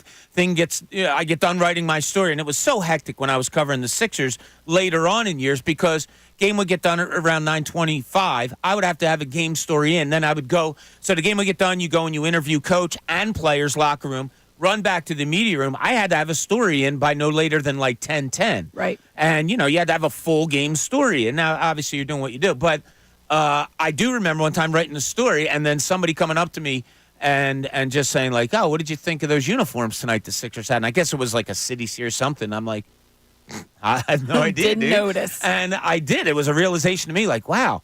It's not that I'm not paying attention because I could go over the game. You're watching other, yeah. Yeah, I just don't. I was never that guy that really paid attention. I'm not that guy. I just found that T-shirt. I'm not that guy. So, a former producer of our morning show, a little guy who I love and adore, he used to tease me that I would say a lot, I'm not that guy. He got me a shirt that says, in all capital letters, not period, that period, guy period, 97.5 The Fanatic. That's a good one. Unfortunately, he got me the wrong size, so I have to give it to my daughter because it doesn't come close to fitting me. But maybe he got it for himself because he's like an extra small. Oh. Or something like that, I would say. But anyway, your Philadelphia Eagles, they went through, and just an update also, if Jalen Hurts should take the podium for the Eagles this morning, which we have been told may happen, if he does take the podium, we will bring it to you live to hear what Jalen Hurts has to say. So exquisite producer Ray Dunn will be keeping an eye on that. But yesterday they had some guys talking, and I thought it interesting. I mean, look, it's everything's great time, and it should be. You're 2 practices in with 2 new coordinators, a head coach with a lot of optimism surrounding the team, and there wasn't a lot of people going away from that. And one of my favorite Eagles that you can talk to, and I think he's going to become even more vocal this year, is Jordan Mailata. And Jordan Mailata yesterday was asked, this is another thing that I think we're overlooking a little bit. You lost an all-time center in Jason Kelce. We mentioned, I know Cam Jurgens going to go in there. It's going to be tough to fill. Man, I think it's way, way, way bigger than that. But Jordan Mailata yesterday had a chance to talk about Cam Jurgens, and this is what he said. I'm not surprised at all that Cam's doing a great job. He's a center. He's not a right guard, and he's done an outstanding job of filling in and being very vocal. We're big on communication up front, and it starts off with Cam, and he's done a great job of making the calls, and we're just doing a good job of echoing it so everybody's on the same page. And Cam's killing it. So Cam's killing it. He's making the calls. Mm-hmm. So he's calling out the tackling assignments. He's calling out everything similar to what Jason Kelce did. There was some talk whether all that was going to be laid upon him. So I'll ask you this question, Aim. You feel more comfortable with Cam Jurgens having the green light on offense or Nakobe Dean having the green light on defense? Cam Jurgens on offense. Right. And that's I don't know that I would get there as quickly. But I do have a lot. Jordan Mailata's right. He is a center. He's drafted as a center. He was the heir apparent. He's been learning under him, even though he's been playing the guard position. And he played the guard position just fine for a guy that was not a guard. But yeah, I feel pretty confident. It's the size of the shoes that he is filling. You cannot overstate that. We all know how big it is. He knows how big it is. He knows what's expected of him. But I liked hearing, and like you said, it is all camp positive right now, and it should be. I liked hearing that he was calling things out because he knows that's expected of him. We talked about training wheels earlier this week. There are no training wheels on Cam Jurgens. When you assume that role in this offense, on this team, knowing one, who you have behind you in Jalen Hurts and how much he might be under center, so how much more important those calls are going to be, and 2, whose shoes you're filling, you know that you have to hit the ground running. There cannot be any kind of, really super long grace period for training wheels. Well, let's give him a couple of games. No, you don't get a couple of games. You get training camp. That's what you get. And right now, that's why it's really important. I think the comments you heard from Mailata have been expressed. Jeff Stoutland has said them. They've been expressed in different ways as far as the confidence they have in Cam Jurgens being able to take the reins and fulfill the role of the center position on this team. So something you said kind of perked my ears a little bit because it brought up a question in my head. You said that you rightfully said that Jason Kelce leading can't be understated. Have we, though? Have we kind of overlooked because this offense is so star-laden and all that? Well, nothing gets started unless that center guy has everything going the right way. Have we understated it? I mean, maybe a little bit. I think it is hard to say you're going to underappreciate a guy that is so appreciated here, but you'll see it. And I think until you really see how it's going to go, you are going to be like, oh, maybe the casual observer, and I feel like that's very rare. It's hard to say an Eagles fan and casual observer because that that's doesn't kind really of an go. oxymoron, but right? maybe they don't understand exactly what all he does. If you just watched, and I'm not talking about the all 22, if you just watched the offense and just singled in on Jason Kelce to see what he does, I think some people might be a little bit more surprised about everything that he does at every single and the fact that he played every single snap. He was out there every game. Oh, yeah. And that's for the years. thing. For years. He's got an incredible streak. And how much Jalen Hurts, and I wish this is the one case, and I don't mind that Jalen Hurts isn't a big talker. I wish he would give us a little bit more into the inside of how much, and he's alluded to it because he's just not that much of a really big, I'm not going to say all these effusive words about Jason Kelce. I know that Jason Kelce meant a lot to him. I really want to know, what are you thinking right now that the stalwart of your offense, the guy who told you what was going to be happening, where you need to slide the protection, that guy's not there anymore. Yeah, I want to know that. It's funny because Jamal Hutchinson, who's a good friend of ours on the YouTube page, said, "Yeah, I really don't want to hear Jalen Hurts talk. I understand what you're saying, but you have to, because just for that, because sometimes it's like when I was a reporter and people would be like, that's such an obvious question. Well, you have to ask it because."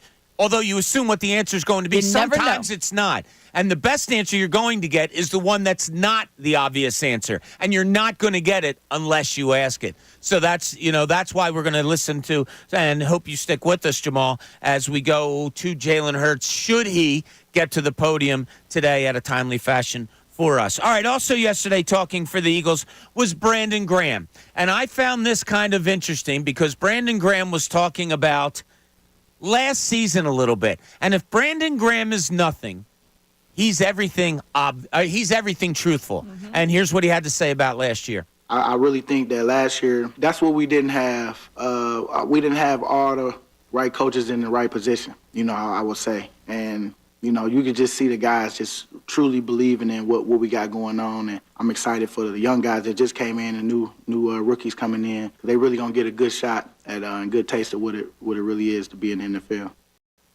Kind of lays it on what was wrong last year, right? Right coaches in the right spots. Now, it was funny. What came to my head right away was Brian Johnson. In that, I think probably everybody there thinks he's a good guy. Jalen Hurts grew up with him, was his quarterback's coach the year before. Maybe reading too much into it, probably. But what my first thought was when Brandon Graham said that was, yeah, you did a favor for a guy in Brian Johnson, and he just didn't belong. I don't know what your thoughts might have been on that. Took a flyer on a guy on your defense that had never been a defensive coordinator to try to run a defense that had been run exceptionally well. And then you tried to change people midstream, and that really couldn't have gone more poorly. I mean, let's face it, when they moved on from Desai and still had him around and then had Matt Patricia in there, that whole thing, I feel like that, to me, that's where my mind went. I was like, you had guys out here doing things that they didn't need to be doing. Brian Johnson certainly included in that. I think Brian Johnson's well-liked. He probably is still well-liked. Sure. Just because you're well-liked doesn't mean, and maybe he's a very good specific coach. Yeah. Maybe he's a good position coach. I think there's a lot of coordinators. The good coordinators are not head coaches, maybe not good head coaches. But, yeah, I think because when you hear somebody say the right coaches in the right spots, that means wrong coaches in wrong spots, right? I mean, that's the inference. Exactly. I think it's pretty obvious. And he said it in a way what this team needs. You can't go after Nick Sirianni now. He's your head coach. He said it, I thought, perfectly. Yeah. And so a little insight into what Brandon Graham might have thought was going on last year. Okay, when we get back, we need to do a little deciphering. Now, Amy, I don't want you to be like, what's the Christmas movie where he gets the thing what's the Christmas movie that they play every Christmas Eve? Christmas Story? A Christmas Story. And he gets the Red little Ryder decipher thing. Oh, He gets yes. the decipher thing. Eat more Ovaltine. What? All right, but it's not that. But I need you to decipher some things on this Eagles team that I'm going to ask you about. Also, more Phillies talk coming up. And I need Amy to get out the clay and start molding this 76ers team for next year because I haven't gotten her thoughts on that yet. This is Middays, Bob Cooney, 97.5 The Fanatic.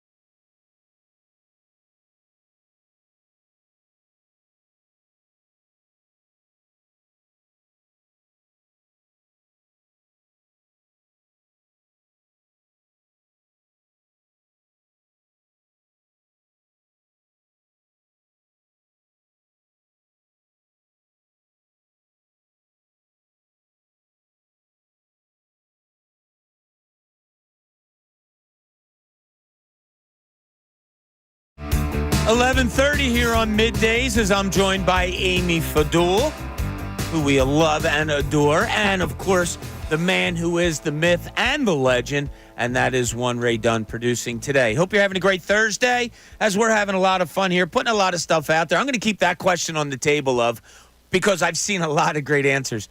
What do you miss about sports? I started off by saying I just miss that big everyday sports section of the newspaper. It's a shame. I was in the business. We all seen what the actual newspaper has gone down to. A lot of great stuff digitally, obviously, from the great writers we have around here. But I just miss that great, big, thick sports section. Ray came in with, Amy said she missed the camaraderie of, people that she played with or different things like that. Ray went to the longevity of a baseball game. Mm-hmm. You don't get it much anymore. If a game lasts past 11 innings, it's a shock. Ron Davis, our friend from Davis CPA Group, he says he misses the day when he could watch a game without social media or watch other people watch a game without social media. That's a pretty good one. We had somebody on our YouTube page say they missed the relevance of the Big Five.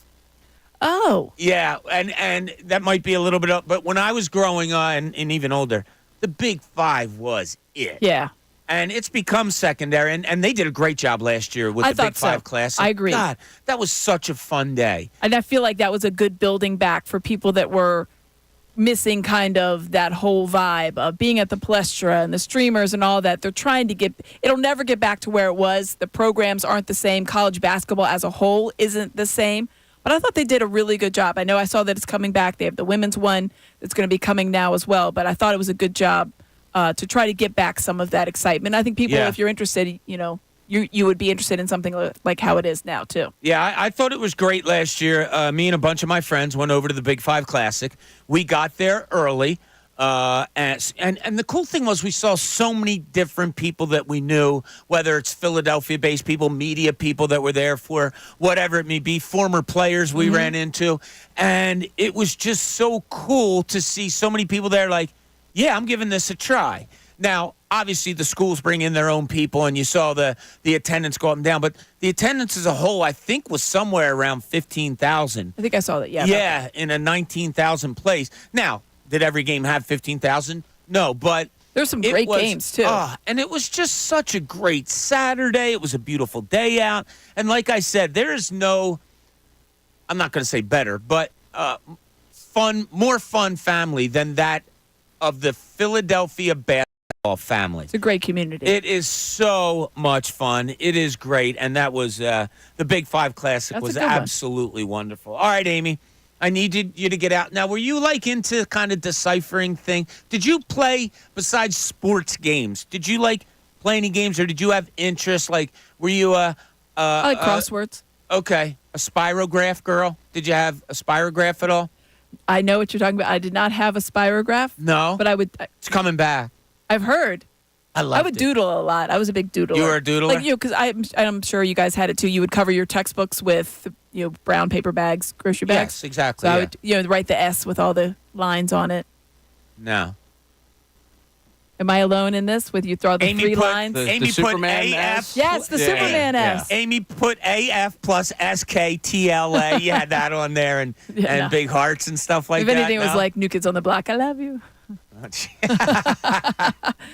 But anyway, Spirograph was phenomenal. It was. I thought that was so cool. It was fun stuff. I had a sister who could do that. I have a sister who was an unbelievably good artist. And she could do, I would do the spirograph thing, and I needed the circle, and I needed my pen to stay in it. She would look at what I did with, that was guided, and she would be able to freelance and do the same thing I did with a spirograph. Oh, my gosh, she was so talented. That's talent. She is so talented. Yeah. I don't know why I keep talking in past tense. Yeah. Sorry, Sharon, you're still here with us. We love you. Yeah, which is great. So I want you to decipher some of the things I'm about to give you, Amy. Now, I want you to decipher to say it's a reality, or is it more of a hope? I'll give you the subject. You tell me if it's reality or hope. Okay. Okay? I'm going to start with number one. Jalen Hurts. Is this more hope or is this more reality that he throws 30 or more touchdowns this year? He had 23 last year, having played all 17 games. You have a receiving core. Well, it was the same receiving core as last year. Plus Saquon Barkley, who, Correct. if things are done the way we're being told, is probably going to catch 55 or more passes. 23 was what he had last year. 30 is the question. That's the hope. Hope is 30. Hope is 30. Can you please tell me what the reality is? 24. Wow. Doesn't that seem like a low number when you have a Devon? I'm going to ask Ray on this one. And I'm not putting you down at all. No, it does seem low. I almost said 25, but that's not that much higher. It's not like I'm at 28. Does that seem low with the Devontae Smith, Dallas Goedert, A.J. Brown, and Saquon Barkley? Or is that who he is? Because he's going to also if run it wasn't for... Jalen Hurts, yeah. I mean, it might seem low. I think he's going to end up 30 plus in terms of total touchdowns, but I would probably put it 25, 26 right around where Amy is. Like, I think that's just the way it ends up working out for them, where he doesn't throw a ton of touchdown passes by comparison. I don't think he's going to be the quarterback that throws, 40 in a season. 30 is probably a hope because I think that's kind of the high end of what they're looking for from him as a quarterback. Okay. Next number I'm going to go to, and it's still under number one, Jalen Hurts, 4,000 passing yards. Last year, 17 games, 38-58. Is he going to have over 4,000 passing yards this year? Is it a hope that he does or a reality that he will? I think that's reality. And I know I just said that I went on the low end of what he's going to have touchdown-wise, throwing touchdowns. But I feel like the way that they're going to open up this offense using Saquon Barkley, I think it will lend itself to probably 300 more yards. What was it, 3,800 and change last year? 38, I think 200 more yards then. So less than.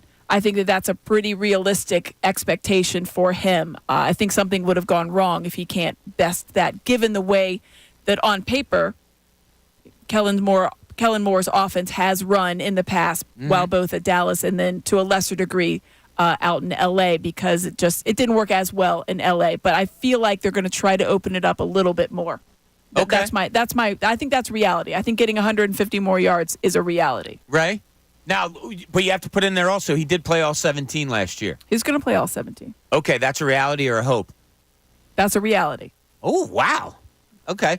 What do you got, Ray? 4,000 yards, hope or reality? Hope on the 17 games, reality on the 4,000 passing yards. All right, fair enough. I like your quick answers there. Here's one also, last one under Jalen Hurts. 15 interceptions last year. I'll dummy that down. That was a lot. Is the hope that he has 12 or less, or is that the reality? The hope. I mean, 15's a lot. 15, you're talking about just interceptions, 12 or less interceptions? Yep. That's the hope. Because the number was 20 overall with the of turnovers. Yeah. I didn't go That's there. The hope. Just the hope. 12 or under? Is it hope or reality, right? Reality. One of the big things we talked about him going into last season when we liked the way that he protected the football. Better offense, better decision-making, better Jalen Hurts. Okay. I'll stay in the backfield, and I'll go to Saquon Barkley. And I'll say, is it hope or reality that he's over 1,000 yards rushing? Now, wait, before we answer here. Last year, DeAndre Swift had 229 rushing attempts for 1,049 yards. That makes me want to up Saquon Barkley to the hope or reality of being 1,150 yards. Hope or reality? Reality for me.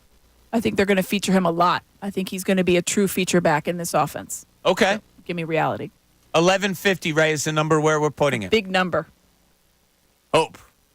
I just think with all the mouths to feed on this offense and the fact that he does have a slight injury history that we hope he would get to 1,150. I think he's going to be right around 1,000. Might miss a game or two in there. And also, there's just a lot of different people that got to get theirs in this offense. There is an awful lot, and one of those guys is A.J. Brown. He had 106 receptions last year for close to 1,500 yards.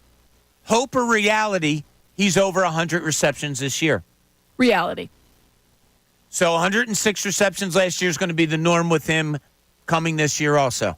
I mean, if not, we'll hear about it. Or maybe we won't hear about it. Oh, I only wonder. Yeah, right. I only wonder because, as we said, Saquon Barkley probably will be getting some catches out of the backfield this year, more so than the 39 that DeAndre Swift had last year. Yeah, so you're still okay. Yeah, I still think so. All right, fair enough. Ray, over 100, hope or reality? Do I even want to hope for this one? Like, I guess for his sake, yeah, 100 catches is nice, but everybody got paid. I think reality, he'll be somewhere around 100 catches, maybe slightly south of it, though. Okay. He went for close to 1,500 yards. Reality or hope, 1,500 yards? Hope. Yeah. That's I think a lot. I agree with That's that. a lot. Ray, same? Yeah. Same Okay. here. All right, he only had 7 touchdowns last year. Both he and Devontae Smith. Well, that's only why 7 touchdowns. when you were giving those stats, when you think about how many touchdowns, they were a vertical offense until the very end.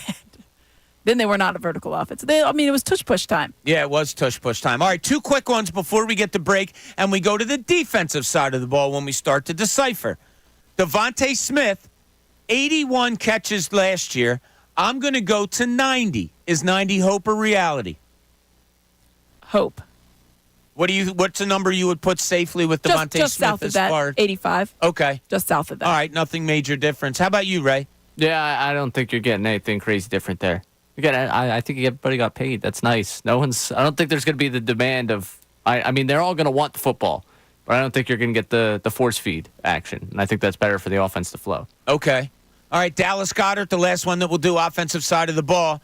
He had 59 receptions last year. I'm going to up that. I'm going to up that to 65. Hope or reality that he's better than last year? Hope. Why? I just feel like they haven't been featuring it. I feel like he's back blocking more than he's featured in the offense more than anything else. So that's my hope. I'm starting to get to the spot that a little nervously in 3 years we're going to go, you know what? He never really panned out. never did exactly what we thought. I don't want to say panned out. He's had a very good career. Never took that next step of maybe? like being. Well, there was the talk last year at the beginning of the season he was going to be one of the top 5 tight ends. Yeah, he was going to be the Zach Ertz, and Zach Ertz had 116 catches. You thought he one would year. be, mentioned with the names of like the Kelsey and the Kittles, and he's not. Ray, 65 for Dallas Goedert after having 59 a year ago. Reality. Wow. Boy. God mode this year. He's staying healthy. They're going to feature it more. They're actually going to throw the ball in the middle of the field. Well, this no, is that's the year true. for Dallas Goedert. All right. Ray is on top of it. We'll do a little Eagles defense coming back on it, on the reality or the hope.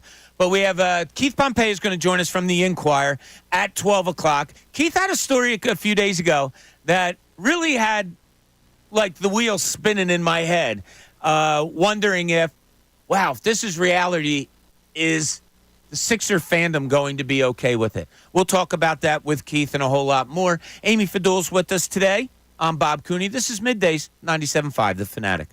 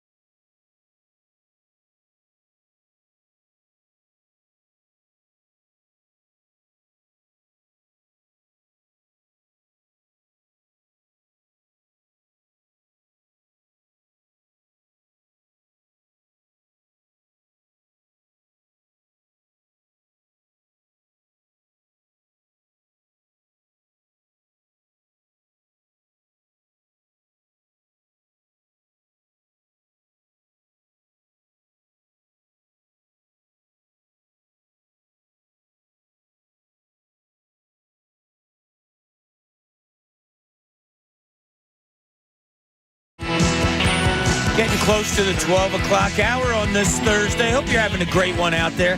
Just looked outside, Aim. There is sunshine. I love it. All good. Little blue sky going on. So hopefully you have some good things planned. Seen some great stuff on social media. I just saw a picture of the Philly fanatic dressed in British Guard gear standing at the gates of Buckingham Palace. Waiting to get in. I mean, like... He could never be a guard because you have to stand very still. Yeah. Like... All of London is probably on fire for the Philly fanatic right now. Well, how could you not be? Can you imagine just like walk, even if you're not a Londoner, if you're somewhat a tourist over there, and you look over and you see this giant green guy coming at you? It's different. And he's not small. He's what, 6'6" in that costume? It's pretty big, yeah.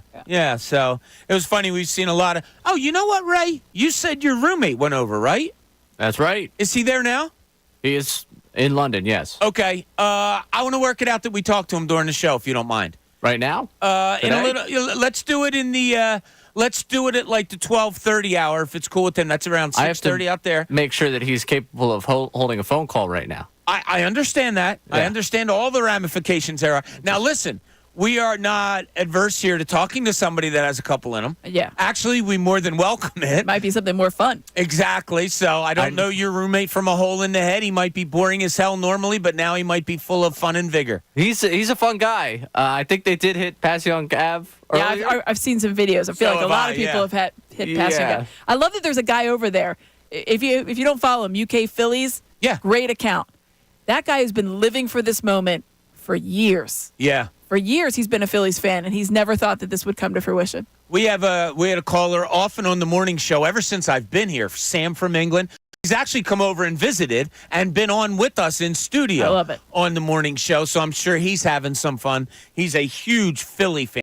Bills, Sixers, Phillies also. I'm not sure about the Flyers, whether he's a hockey fan or not. But, yeah, Sam from England has been there. So we'll try to get that. What's your roommate's name? Zach. We'll try to get Zach from England to just give us like a look, see what's. And I love the smile that Ray has on his face because it looks like this might be a fun thing. Oh, it's definitely a fun thought. I don't know what he's up to today. That's fine, dude. We welcome it. Don't worry about it. Yeah. I'm not a parent. I'm not gonna, be like, Zach, are you behave? Nah, I'm not gonna be like you with the 18-year-olds at your parents' house. Now you stop carrying on. No, we're not gonna do that with Zach. We're gonna have fun with him, Ray. Okay, that sounds great. All right. Very thrilled. Ray Looking forward to it. Sounds like it, yeah. All right, Hope or reality. I'm gonna go right to the big one when it comes to the Philadelphia Eagles, Amy. Hope or reality, 12 wins. I think I had that, so I'm gonna say reality. Ray? Do you think it's hope or reality that the Philadelphia Eagles are going to get you 12 wins this year? I had them at 11. And you know what? I'll say it's a hope. It's a hope. I thought he could get him on my. He thought about it. He thought about it. Somebody on our YouTube page had a great line also about this. Jalen Hurts has never taken snaps. Now, look, has he taken a snap or a few? Under center? Under center with Cam Jurgens. Like, he hasn't taken a lot of snaps under center, period. What do you mean? Who hasn't? Jalen, you're talking about the actual position. He sits back a bit. Yeah, right. That's what I'm saying. Like Jalen Hurts, that is such a natural thing, a quarterback taking a snap from a center. When you haven't done it before with this guy, it's something to be concerned about going into the season. It's not – maybe it's something that we're understating. We talked about understating things earlier. I don't know. I wonder if this, smooth – I mean, I would think that was something they'd sit off to the side and just constantly practice. Oh, you probably have had so many reputations there. Yeah, like he probably knows what kind of soap he uses on his hands at this point in time, But I told you how many concerns and question marks I had about the Eagles defense. Labeled it out. We've done it for the past few weeks since you've been here, Amy. I hate that my mind's going this way, but I'm starting to get a lot of them on the offensive side of the ball too. And I'm sorry, Tyler Steen, although we heard Jordan Mailata say, like, oh, yeah, he looks good, he got stronger and everything like that. You're going into a right guard spot, which is, like, you have to be good right away. And that's the thing. You can't have any doubts. And it's so funny. When's the last time we had any kind of question about the offensive line? Aside from, Hope they're all healthy. Right. Hope they stay healthy, Yep. which is something you say about every position. Hope the quarterback stays healthy. It's not been something that's been at the forefront of anybody's mind going into an Eagles season for the better part of a decade at this point. The questions might have been, can Jordan Mailata make the next step? All right, yep, check, all done there. Landon Dickerson, yep, all good. All pro. So it's I hear you on the Steen. I kind of want to. It's an important position, obviously, but I also want to kind of go back to what we've talked about for the Phillies. Like, let's not try and don't look for a problem. Let's the line will be fine. Let's look for the problems. You don't think so? Well, that's my question. I don't. I think a lot of times with this Eagles team, especially defensively, I feel like we're doing too much of that. Oh, it'll be okay though. I look. I have a lot of evidence on the defensive side of the ball to say I don't know. We don't know. I don't know if Steen's going to be okay. I don't know if Cam Jurgens is going to be okay. Let's look at it as a whole. You have 2 new guys at different positions out of 5. Do you feel? I feel better about Jurgens than I do Steen. You And have to. Exactly. And maybe that's where it is. That's another hope or reality. Is Right, it reality exactly. to feel good about Cam Jurgens better than another position? Is it reality to have questions? Oh, yeah. Okay. All right. So that's where I'll go, is that I have questions there. Then the other day we're talking about things, and it was when Nick Sirianni came on and did his little press conference and said that when he was asked about the depth at wide receiver, and he went to Grant Calcaterra. Now, heaven forbid, but heaven forbid, one of your wide receivers goes down. Doesn't that become a question mark? Yeah, I was very confused when he had that answer. I know we were all like, You weren't the only third one. receiver. If you want to sing Grant Calcaterra's praises, that's great. That's a conversation for another day. And maybe this is one of those where he was trying to be too complex. It was like when he talked about looking at Kellen Moore's plays and thought, oh, that looks good. I get what you're trying to say, but it comes across it like you've omitted something. Maybe there's a step in there that you omitted.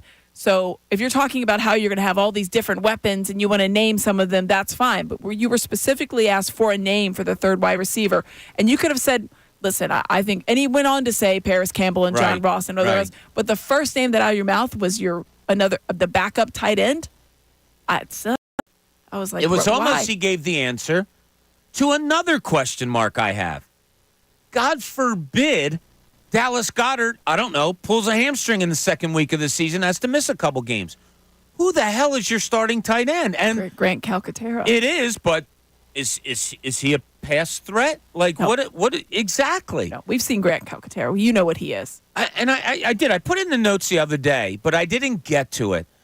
And it was that I'm not loving how I'm looking at this Eagles season. Not that I'm a downer. I predicted somewhere between 10 and 12, I think is what I said. But I am just wondering if there's way more questions that we're not allowing ourselves to realize. We don't want to get, honestly, And I think that's okay. it. I'm just trying to be realist, I not think- pessimist. Yeah, I feel like because there are so many questions on the defensive side, and there are some questions. Can Jalen Hurts get back to 2022 Jalen Hurts versus 2023? Cam Jurgens be okay? At the center position, what's going on with everything else? You find yourself like, oh my gosh, I can't have any more questions. Yeah. I can't have Maybe. And look, I am trying to be a realist. I know how good this offense looks on paper. I know that we've heard that the corners have looked good, the young corners, they've looked really good in Mandy Minis and all that. I hope so. God, do I hope so. But I think it's legitimate to have the questions that we're putting out there. All right, we're going to put out some questions at the 12 o'clock hour, and that's going to be to Keith Pompey from the Philadelphia Inquirer, Inquirer.com. We'll do that when we get back. This is Middays, Bob Cooney, 97.5 The Fanatic.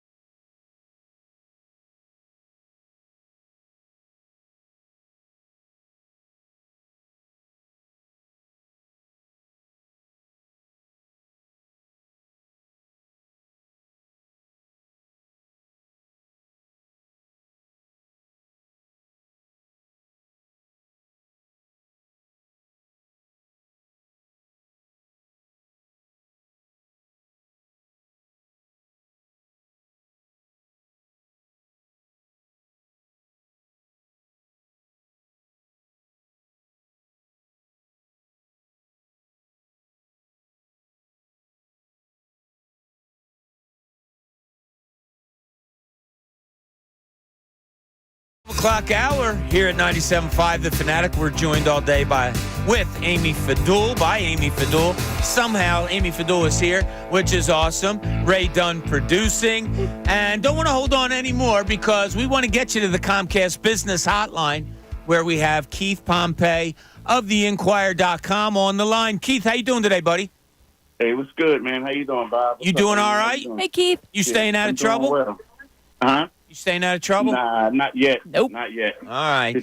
So, Keith, you had a story a few days ago, which I absolutely loved, and I had it as a part of my show one of the days during the week, and I thought, nah, I'm going to wait. I want to get Keith on to talk about it firsthand. So, we've done a lot of playing with where this Sixers roster may go. I've kind of had an epiphany, I guess you would call it, where I said, you know what? I would love a playmaking point guard and see what goes on there. The NBA Finals might groom where we want to go with this Sixers team. But talk about what you wrote about and who you still think may be coming back to this team.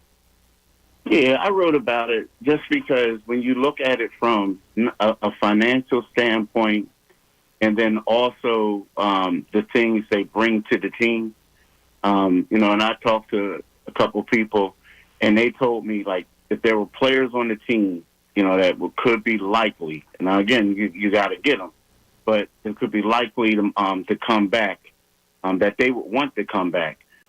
It would be Nico Batum, it would be Kelly Oubre, and it would be Kyle Lowry.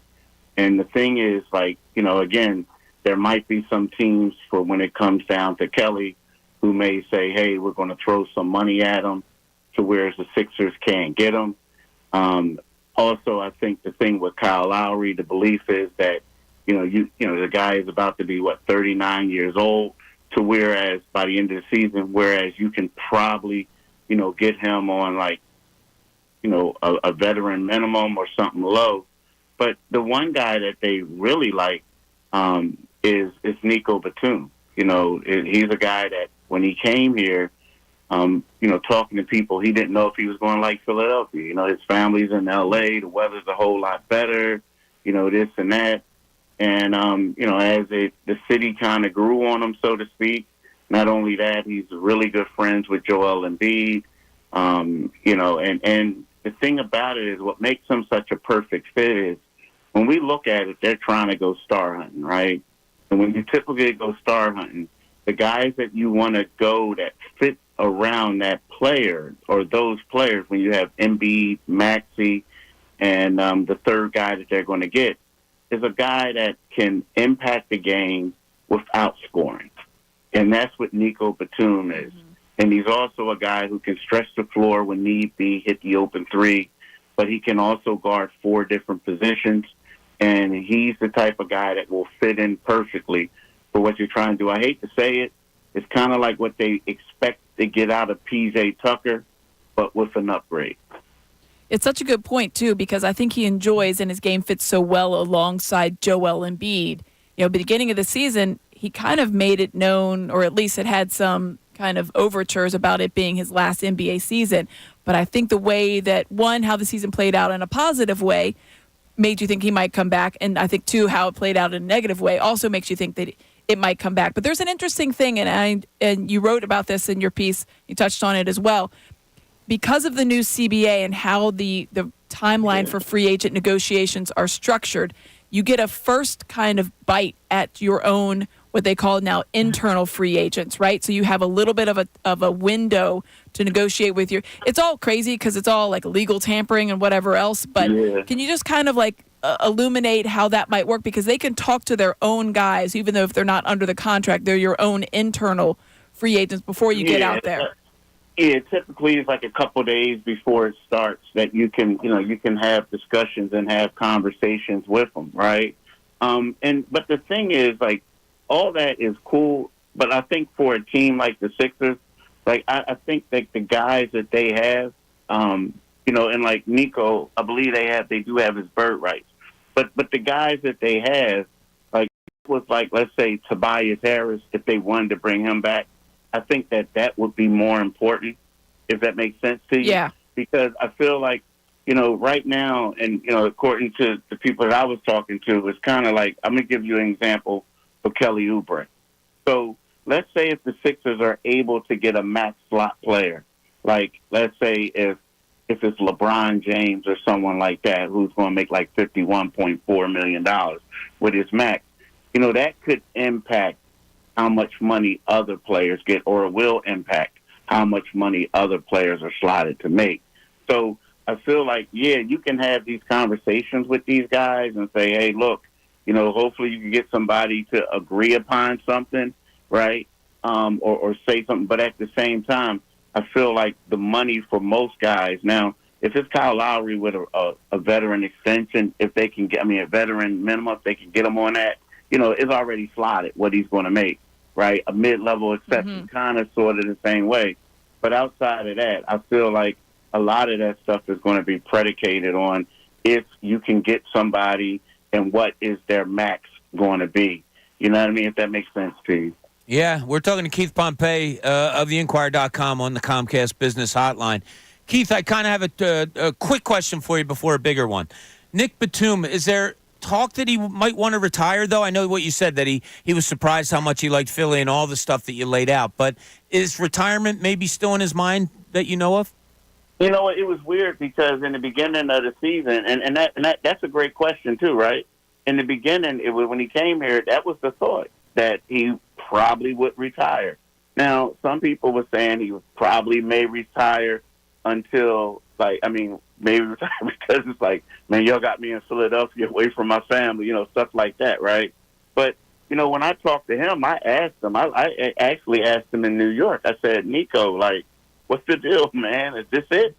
And he was like, Keith, I got a lot to think about, right now. He gave you that old, it's the Olympics, it's this and that. But the weird part about it is, I think that for him, and this isn't weird, but I think this is something that he has to really sit down with his wife and talk about. And he has to really consider how much he thinks that he can win it. But I'm going to be honest with you. I've never heard Joel say to someone, nah, you're coming back. And he said that to Nico. Like, Nico was talking, he was in the locker room, he's like, nah, you're coming back. You're coming back. So, you know what I mean? It could it just be banter that he said in the locker room? But I'm going to tell you this, man. Like, they sit next to each other. Their lockers are right next to each other at home and on the road. And it was like, sometimes I'm near them, I walk over to them, and they're talking in French. And I'm getting a little upset because I'm like, yo, are you talking can't about eavesdrop. me? You don't like my shoes? Yeah, You don't like exactly. my Talking about me? And then, you're talking about me. And Nico's like, man, nah, we're talking about, he said, nah, Keith, we're talking about something else. And then they just start laughing. But I feel like there's a comfort. And not only that, I know Nico, see, one thing people don't understand is, now again, it could mean nothing. But not only is Nico, a French citizen, his father's from the Cameroon. So him and Joel know each other from that as well. So, you know what I mean? I feel like, I hate to say it for lack of a better word, but that could be a homeboy for him. You know what I mean? So, but Joel wants him back. Joel wants him back. Now, the bigger question I have for you, Keith, and all the phone calls that you're making and all the people that you're talking to during this offseason, you mentioned it earlier that Daryl Morey's plan is to stargaze. Can you kind of get a feel for a backup plan that he may have if he doesn't get the Paul George, the Jimmy Butler, the LeBron James? Yeah, I mean, I think that it's weird because there's a lot of options, right? And it's funny, like when I talked to the one guy, I mean, he was just he named a lot of names. I was like, hey, that's a lot of people, right? But then when you think about it, it all makes sense just because of like all the players all the different things that could happen. I do think that, and again, everything will depend on like who's traded and where they're traded to. But I do think that Brandon Ingram could be a possibility. Now, the only concern about that is like there's other teams that, have higher draft picks that they can offer, other teams that can offer players back in return that won't, and have to be a part of a 3-team trade if that's what they want. I'm talking about New Orleans.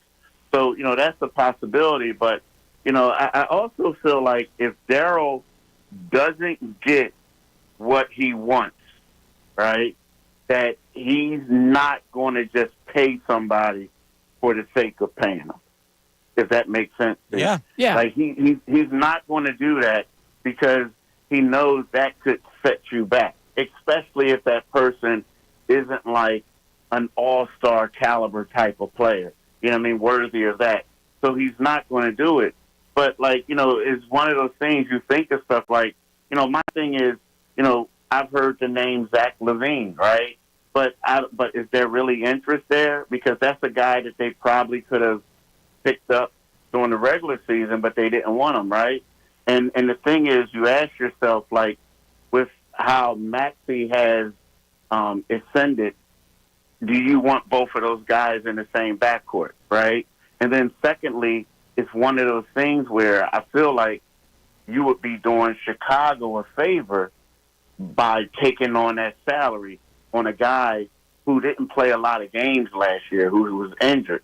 So, you know what I mean? So I don't think that they would do something that would impact them. Now, again, Zach LaVine is a name that a lot of people like in the past, but I don't know if that's something that would be, who knows what I'm saying? Or I don't know if I would do it. Just put it that way. Or, you know what they could also do? Like, they could also go out there and they could sign two guys, possibly to a lesser deal, you know, a guy that can, who can impact them, one as a secondary or a third scorer, and then you can also get a shooter, and you can basically split that money up that way, right? So I feel like, you know, when the guy was mentioned in all these names, it all makes sense because it's all like part of, you know, how are you going to package it and what are you going to do with that available money? If we're shopping to the Chicago Bulls roster, just go ahead and give me Alex Caruso. If we're just going to go ahead and shop down, because I think you get better bang for your buck there when you're looking at it. And I hear you on Zach LaVine. I think he was a popular name a bit last year, and then when he got injured, he kind of fell off as far as the trade talks, as you mentioned there, Keith. But when you're constructing this roster, if you're Daryl Morey, and I think that you're right, I think he does have a backup plan as far as like, all right, if I don't get one of the bigger type of names out there, what can I do to build this team?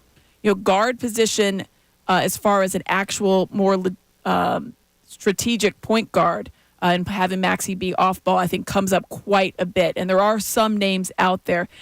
The only thing that we heard from specifically as far as what Daryl Morey said, and this was at the end of the year press conference, was he wanted a wing player that can perform in the playoffs.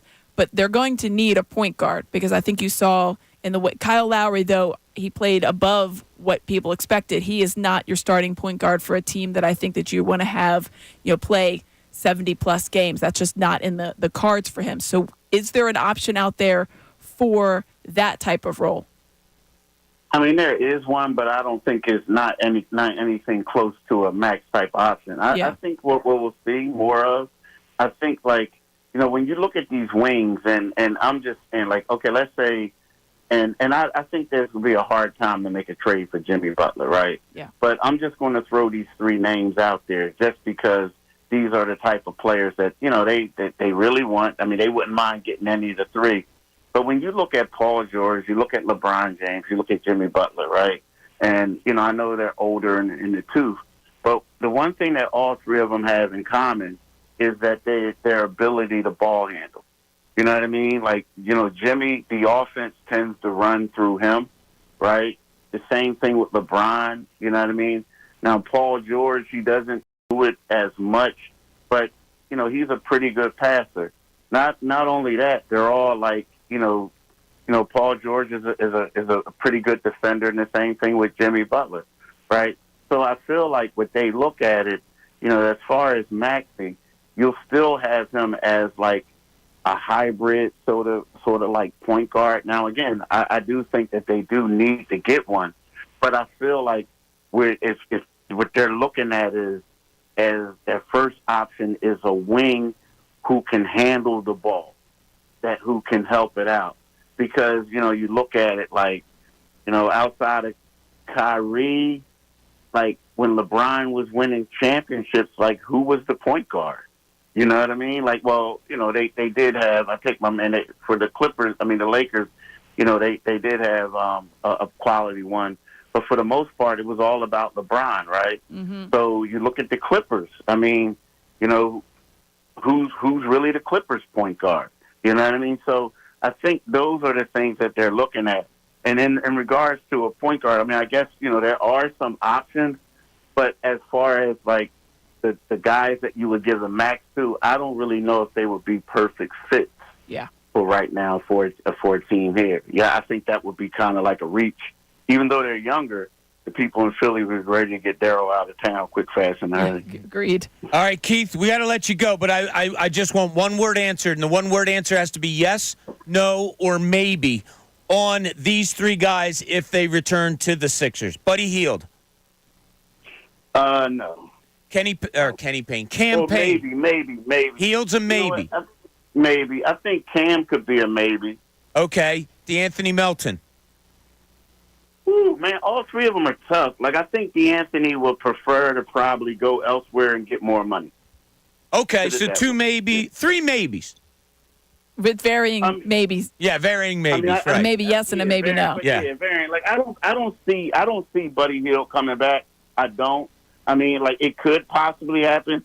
I mean, I feel like that Buddy Hield, you know, he wants to go somewhere where he's going to get money, right?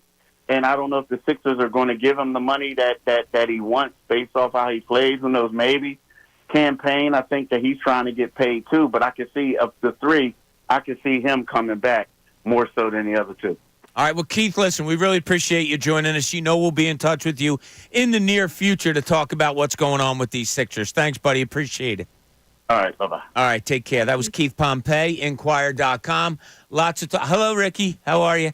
A lot of interesting thoughts there. It's funny because the reason I asked him the question about Daryl Morey, backup plan, obviously he has a backup plan. I mean, if you don't get LeBron, Paul George, or Jimmy Butler, you can't just say, no, we're good. We're good with these two guys that we have, and I don't know, we'll play 5-on-2. Obviously, there's some. I'm just wondering. I was trying to get names, and I know Keith has some names that he doesn't want to throw out there, and he's got information that he can't throw out there right now, which is awesome because that's how good of a reporter he is. I wonder what it is, though. I wonder if he doesn't get one of those three. Is it Brandon Ingram? Is it names that we're going to go, oh, okay. Is it OG Anunoby? Is it like, those are all pieces, right? I guess. They're pieces. I mean, we've had people call us and say, you don't need 3 stars. You have 2. You just need other people that can do things. I just keep going back to what worked at the best iteration of this Sixers team with Joel Embiid as the featured player was 2019. What were those elements that worked? You had a playmaking guard that could get everybody involved. Yep. I know he didn't shoot the 3, but he was very good that year. He averaged 17 points a game, yeah. Averaged Ben Simmons 10, is who 10 Amy is assists. speaking. Yeah. Right. An all-defensive player. Yep. That's what you need. You need that guy. And you had a clutch player. You had a 3-point shooter. Yeah. And JJ yes, Redick. You did. Yeah. That's as well as it's worked. That's the best team you assembled. As far as they wound up losing to the eventual champions. Which was a tough one. And you thought that could have gone. They went 7 games and whatever else, and maybe they weren't quite. The guard play could have probably been just a smidge better, I think, overall. Joel Embiid wasn't what he is now, too. But I think overall, that's when I look at when you ask me like how to like mold the team, I look for those. The problem is when I look out there right now, I don't see the viability of getting all 3 of those elements on this team to work at that level. Yeah. You know what I mean? Like, you might get 1 or 2. Sure. You're going to get 3 of those guys. Yeah, I hate to come on this on these airwaves and not give my opinion. And I don't just, I think Amy and I, we don't throw out hot takes. We're just not those kinds of people. I can't give my opinion on how the Sixers should build because I don't know. I just don't. I've seen so many variations of it that haven't worked. I don't know. The one thing I do know is, like you said, I would love to see a playmaking point guard. I think it would help everybody. Yeah. Help Maxey out. Maybe it is pieces. Maybe it's this. I just don't know. Well, the problem is, where is the playmaking guard? I don't know. And so I was out to dinner. Not out to dinner. I was out the other day with Dick Girardi, who is in the College Basketball Hall of Fame because he has written about it. He knows the insides and outs of college basketball. So we're talking, the days going on. I go, DJ, question for you. Sixers need a playmaking point guard that maybe on the 16th pick could be somebody that would surprise the league. He looked at me and went, yeah, good luck. Like, And it's tough. Brought me down a little bit. Yeah, it's tough. Yeah. All right, when we get back, I do want to look at the NBA Finals that are starting tonight. Maybe give his prediction or just a little insight into what we're going to see tonight. Also, Ray's friend Zach is in London. We're going to try to get a hold of him, see what the landscape is out there as far as Phillies fandom. Maybe what are the good bars to go to there for me. Maybe there's some people in the airport right now listening to us, getting ready to go over to London. So we'll try to get some gossip out of London from Ray's roommate, Zach. All that and a whole lot more. This is Middays, Bob Cooney, 97.5 The Fanatic.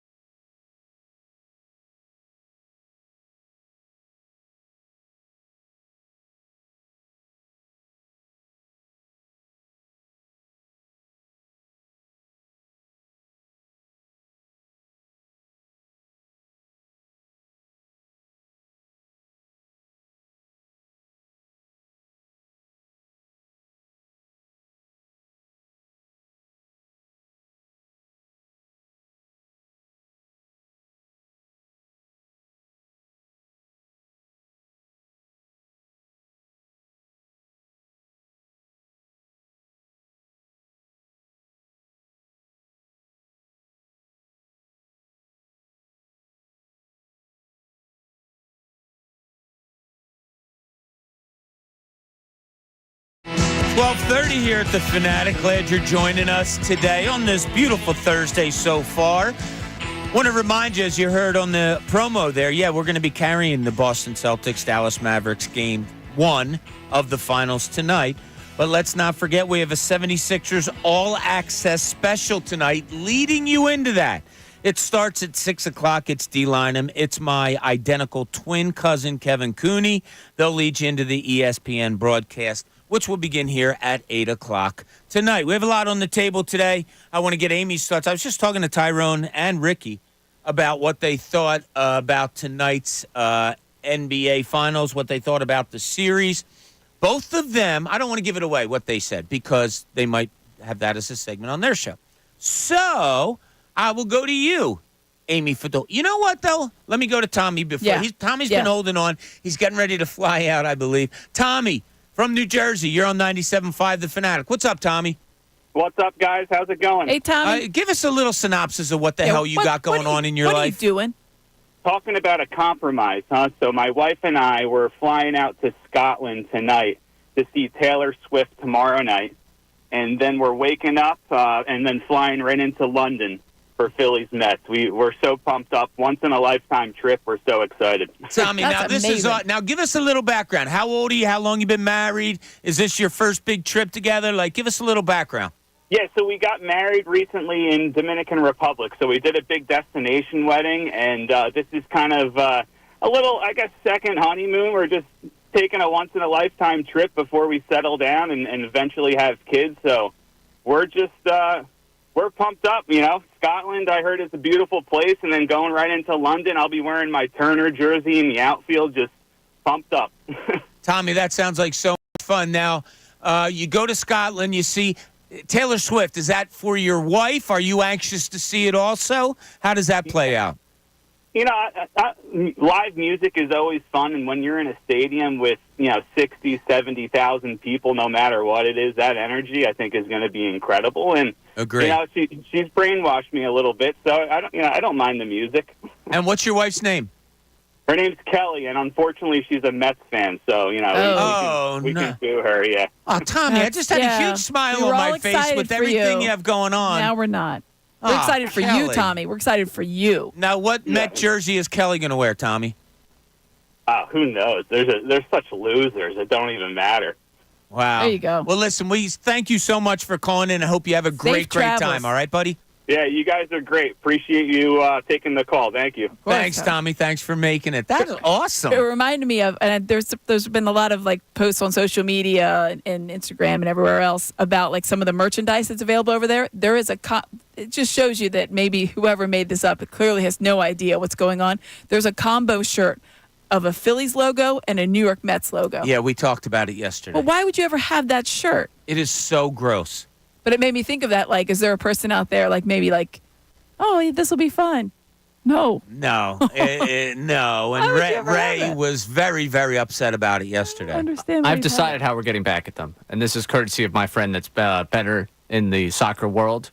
Next time they send one of the Premier League teams over here, we're selling Arsenal and Tottenham logos on the same shirt. That is exactly how you would get it back, because that's how they could relate to it. Yeah. I mean, Ray, that's genius. Well, my friend came up with it, so don't well give done me the by credit. him. He or she is, we can't assume. He or she is a genius. That's awesome. He's pretty smart. Ray had something he wanted to do yesterday, Aim, that he wanted friends of ours, anybody that was going over there, to buy all of those ugly shirts. You said buy. Well, all right. Well, how are we going to dump them into destroy? the sea? I was just saying a Boston Tea Party? Procure. Okay, steal. So you just steal So Ray them. wants his Procure. friends. I didn't say to steal. And he wants to bring them back over to Boston, where the Phillies Boston are playing, and throw them into the Boston Harbor. T-shirt party. Yes. Oh, look at you. Look at the brains on you. Yeah. That's the only good thing I had this week, so get ready. The next 2 days might be tough for you, but that was my bright idea for the week. It's all downhill from here. No, I don't think it is. I think you've been spot on this week, Ray. I'm very proud of you, and I have given him no ammunition for tomorrow last week report. That's true. Kenny Payne coming to the Sixers. No, you had one. You had one today that I think Ray actually missed that I wrote down. Oh, you think of the two of you. Okay. Sorry. 12 o'clock hour. It's brought to you by Service First Heating and Air Conditioning. Get 0% financing for 72 months and a $500 rebate when you purchase a complete heating and cooling system from Service First. Learn more at servicefirst.hvac.com. So I did, and I will not give, but I did get the predictions from both Tyrone and Ricky Batalico, who will be coming up on the best show ever, coming up at 2 when we are done, about their thoughts on the NBA Finals coming up tonight, Amy. Game 1 in Boston tonight, Dallas Mavericks. Who do you like in this series? How do you think it's going to go? Tyrone has some great insight, and I know you got to keep listening because talking to him, talk about that series, he opened my eyes to a few things, which was pretty cool. How do you see it? Yeah, I don't like the word using like because I'm going to – who do I like? I don't like the Celtics, but I like them in this series. Wow, I'm the only one. Why do you like the Celtics? I think the Celtics are going to win just Luka's a little banged up for me, and they've been asking him. If you look at – and there's a funny meme that's out there, but if you look at the leader in every statistical category offensively and some of them otherwise in the playoffs this year, Luka Doncic is the leader. Mm-hmm. Points, rebounds, percentage, three-point shots, everything. He's the statistical leader. You can't rely on that guy that much with the way that the defense is going to be on him with the Celtics. That's my only concern. Luka Doncic is an all-world player, an all-NBA player, one of the best players in the entire world. It has worked so well with the 2 point guards, which on paper it should not, but it really has. An elite ball handler in Kyrie Irving, love it. But it's just too much. Jason Tatum wasn't even the most valuable player in that Eastern Conference Finals. Yeah. Think about that. Jaylen Brown was, yes. Think about that. Yeah. They don't even need Kristaps Porzingis right now. Yeah, you make a great point, and my original thought was that Dallas is going to be able to make it unconventional enough that they could possibly win the series.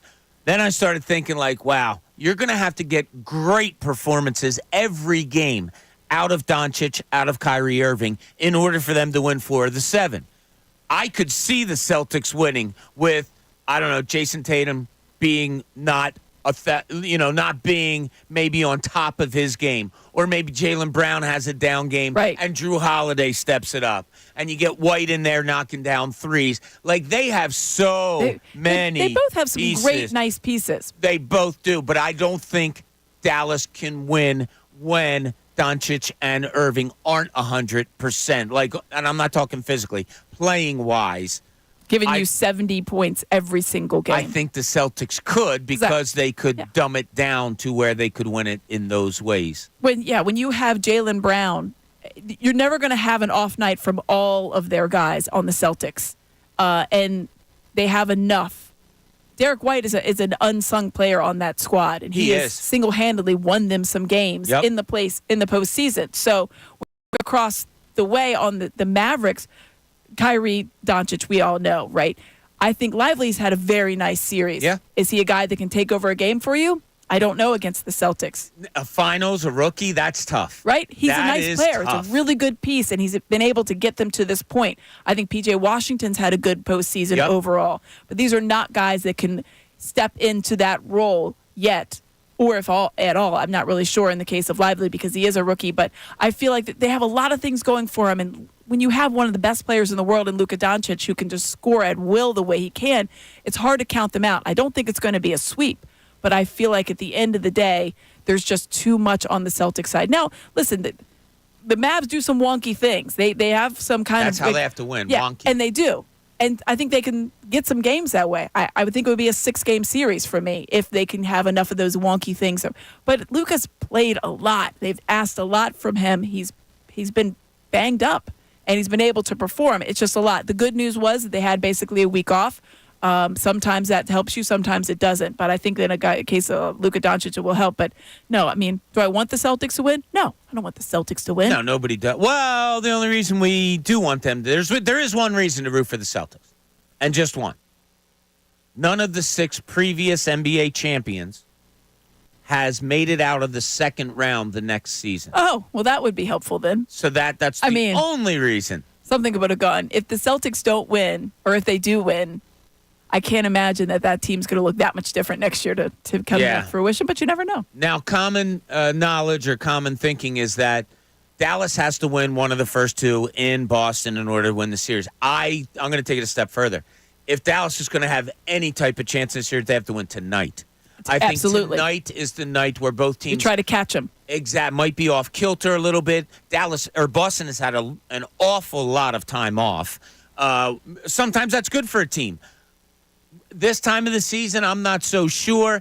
If they are off a little bit, if things aren't there, if Porzingis comes back after a long absence and doesn't have it going, and they're still giving him 25, 30 minutes, whatever it is, I think tonight it's incumbent upon Dallas to try to steal one tonight in an ugly way and figure out how to win ugly in this series. Yeah. Otherwise, you're probably right. Boston probably will take it in something like 6.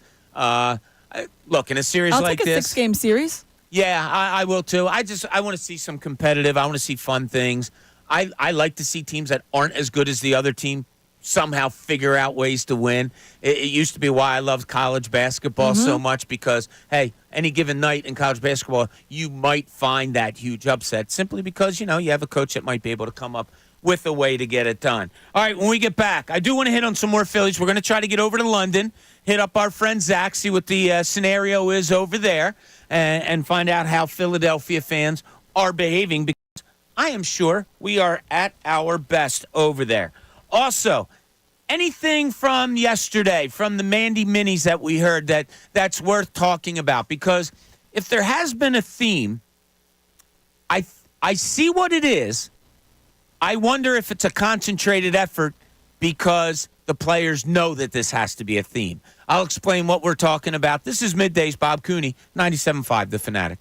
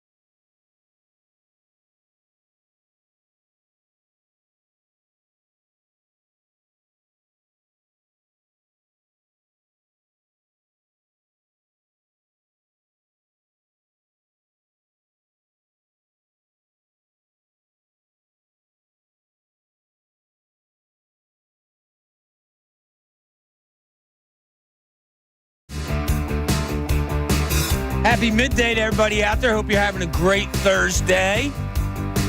As we're going to talk to Zach. Yes. London Zach, he is Zach, he is right now. He's doing a little tour. Where was he? King Henry VIII's bedroom Tower or of London? something? No. Yes. Both of those things. Both of those things. Okay. So Zach's over in London for the Phillies game. We just talked to Tommy. He and his wife Kelly are. That's a pretty cool whirlwind you got going there. That's a great, and I like that he thought, oh well, if you want to go see, I know that a couple people have done this. They wanted to see Taylor Swift. They missed the opportunity here, so they were able to get tickets wherever it was. I know people have gone to Lisbon and been to Paris, and so if you could have it where you could kind of bracket it by going to the one in, I think he said Edinburgh, right? I think is where he's going. I think she has a couple of shows in Edinburgh before going over to England or down in England and playing Liverpool. But I think it's really cool. Like, you know what? I can do this 1-2 punch. I can go see something fun for my wife, and she can enjoy it, and then we can go enjoy. Though his wife is a Mets fan, and we will hold that against her. Yeah, that was the one little black cloud. That's all right, Kelly. I would call it like a little gray cloud. But I had talked, we were off air, and we were talking about going to see Taylor Swift. And I said, I don't have any desire to go see it. Tommy, though, put it in a way that made me say, Bob, I wasn't lying, but I was wrong. I would go because I do love to see the production of a show. It's a big experience. I mean, she plays for 3 hours straight. Yeah, she does. Well, Springsteen still does 3.5 hours. Oh, He's my 74. God. But whatever. I do love to see the production. I do like to see how things are put together. Like we went Quite the show. Yeah, we went to Zach Brown Band. Okay, I was like, sure, I'll go. And we went, and we had a good time. We were with our friends, John and Liz, and it was cool because they're big fans. And I like watching other people enjoy themselves. And not that I didn't enjoy myself. He played some songs that I knew because he does a lot of cover stuff, or they do a lot of cover stuff. So it was cool. But I like to watch the, like changing of guitars, or, this guy's going off for this song, and he's coming back off the piano onto a guitar.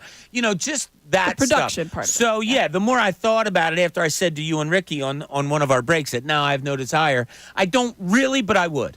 Yeah, I would. You know what I mean? Oh, yeah. But then Ricky brought up something, and God, I remember it.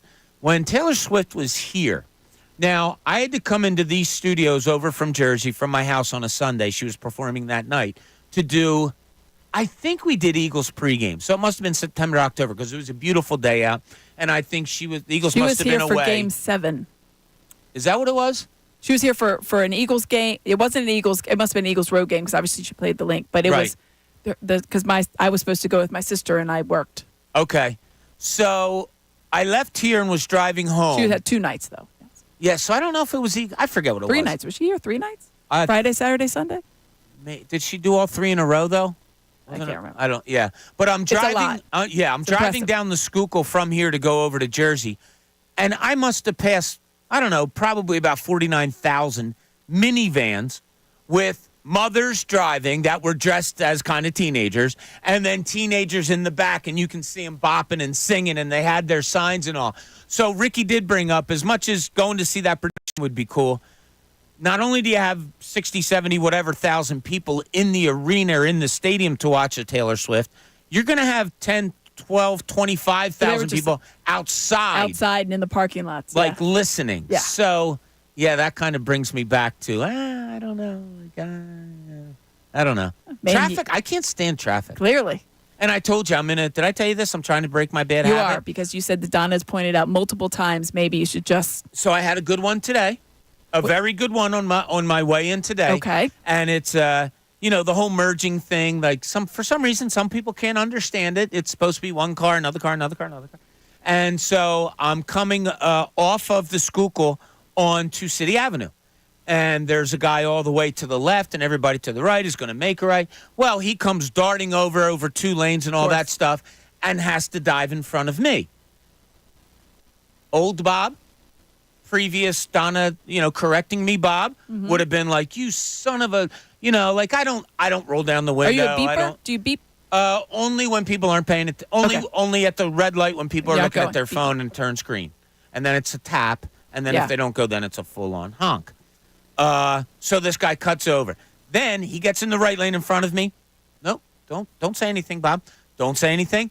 Then we go to make the right turn. What does he do? Switches back over to the left lane. No, that's tough. I got up next to him and I was like, sorry, I hope you figure out where you're going. Said it to myself and went on my merry way. So I kind of held on to that. All right, Ray, we haven't really hit the text board much today because it's my fault. You keep telling me we have text. I apologize. Let's get into some of them right now, if you don't mind.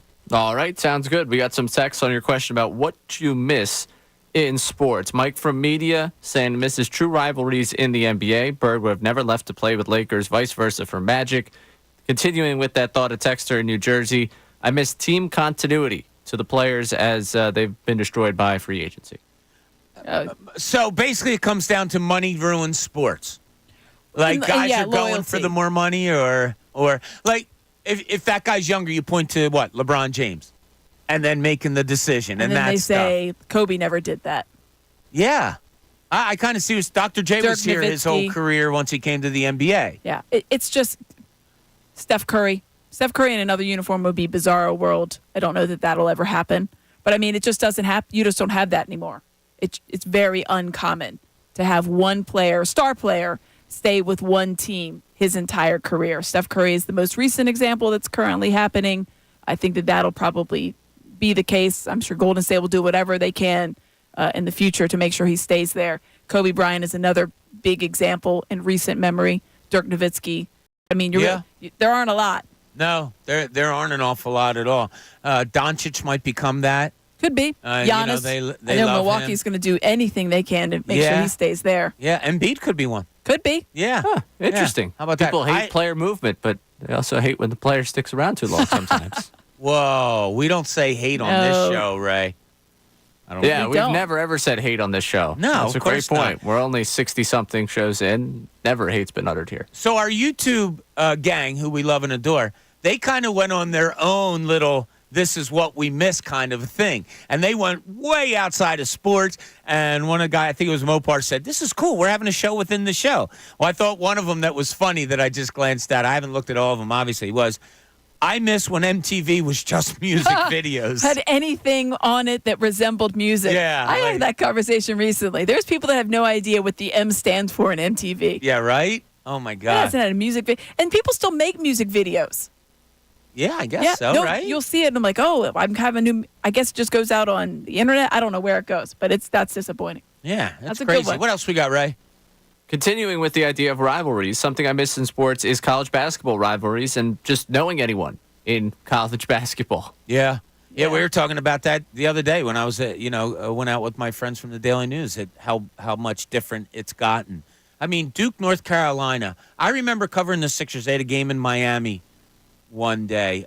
I don't know if I got off the plane. I don't know where I was, but I remember rushing to get to a place to eat near my hotel so I could sit down and be in front of the TV for the 6:30 Duke, North Carolina game. Like, you just couldn't wait. I had no skin in the game at all. But that's the way it used to be. Now, for you, it was probably Kentucky, I don't know. Louisville, yeah, that's right, yeah. But have you, as big as a fan as you are still of the University of Kentucky, have you felt that, wane go a little away bit? a little bit? I Yeah. mean, I think it also depends on the status of that other. And I think maybe the bigger problem is the teams are not constructed in the way that we're used to seeing. It's such a strange vibe. But no, for me, the rivalry will always be there. That's appointment television for me. I'm not missing that one. Yeah, it's crazy. All right, we'll get back to some more text messages that we have when we get back. Also, big news came out this morning. There was a Woj bomb, and it was between the 6 and 7 o'clock hour because it was a little bit after I got up this morning, and it's concerning the NBA and maybe the Lakers looking or going hard after a new head coach. I wanted to get Amy's thoughts on that. We'll have that a whole lot more. This is Middays, Bob Cooney, 97.5 The Fanatic.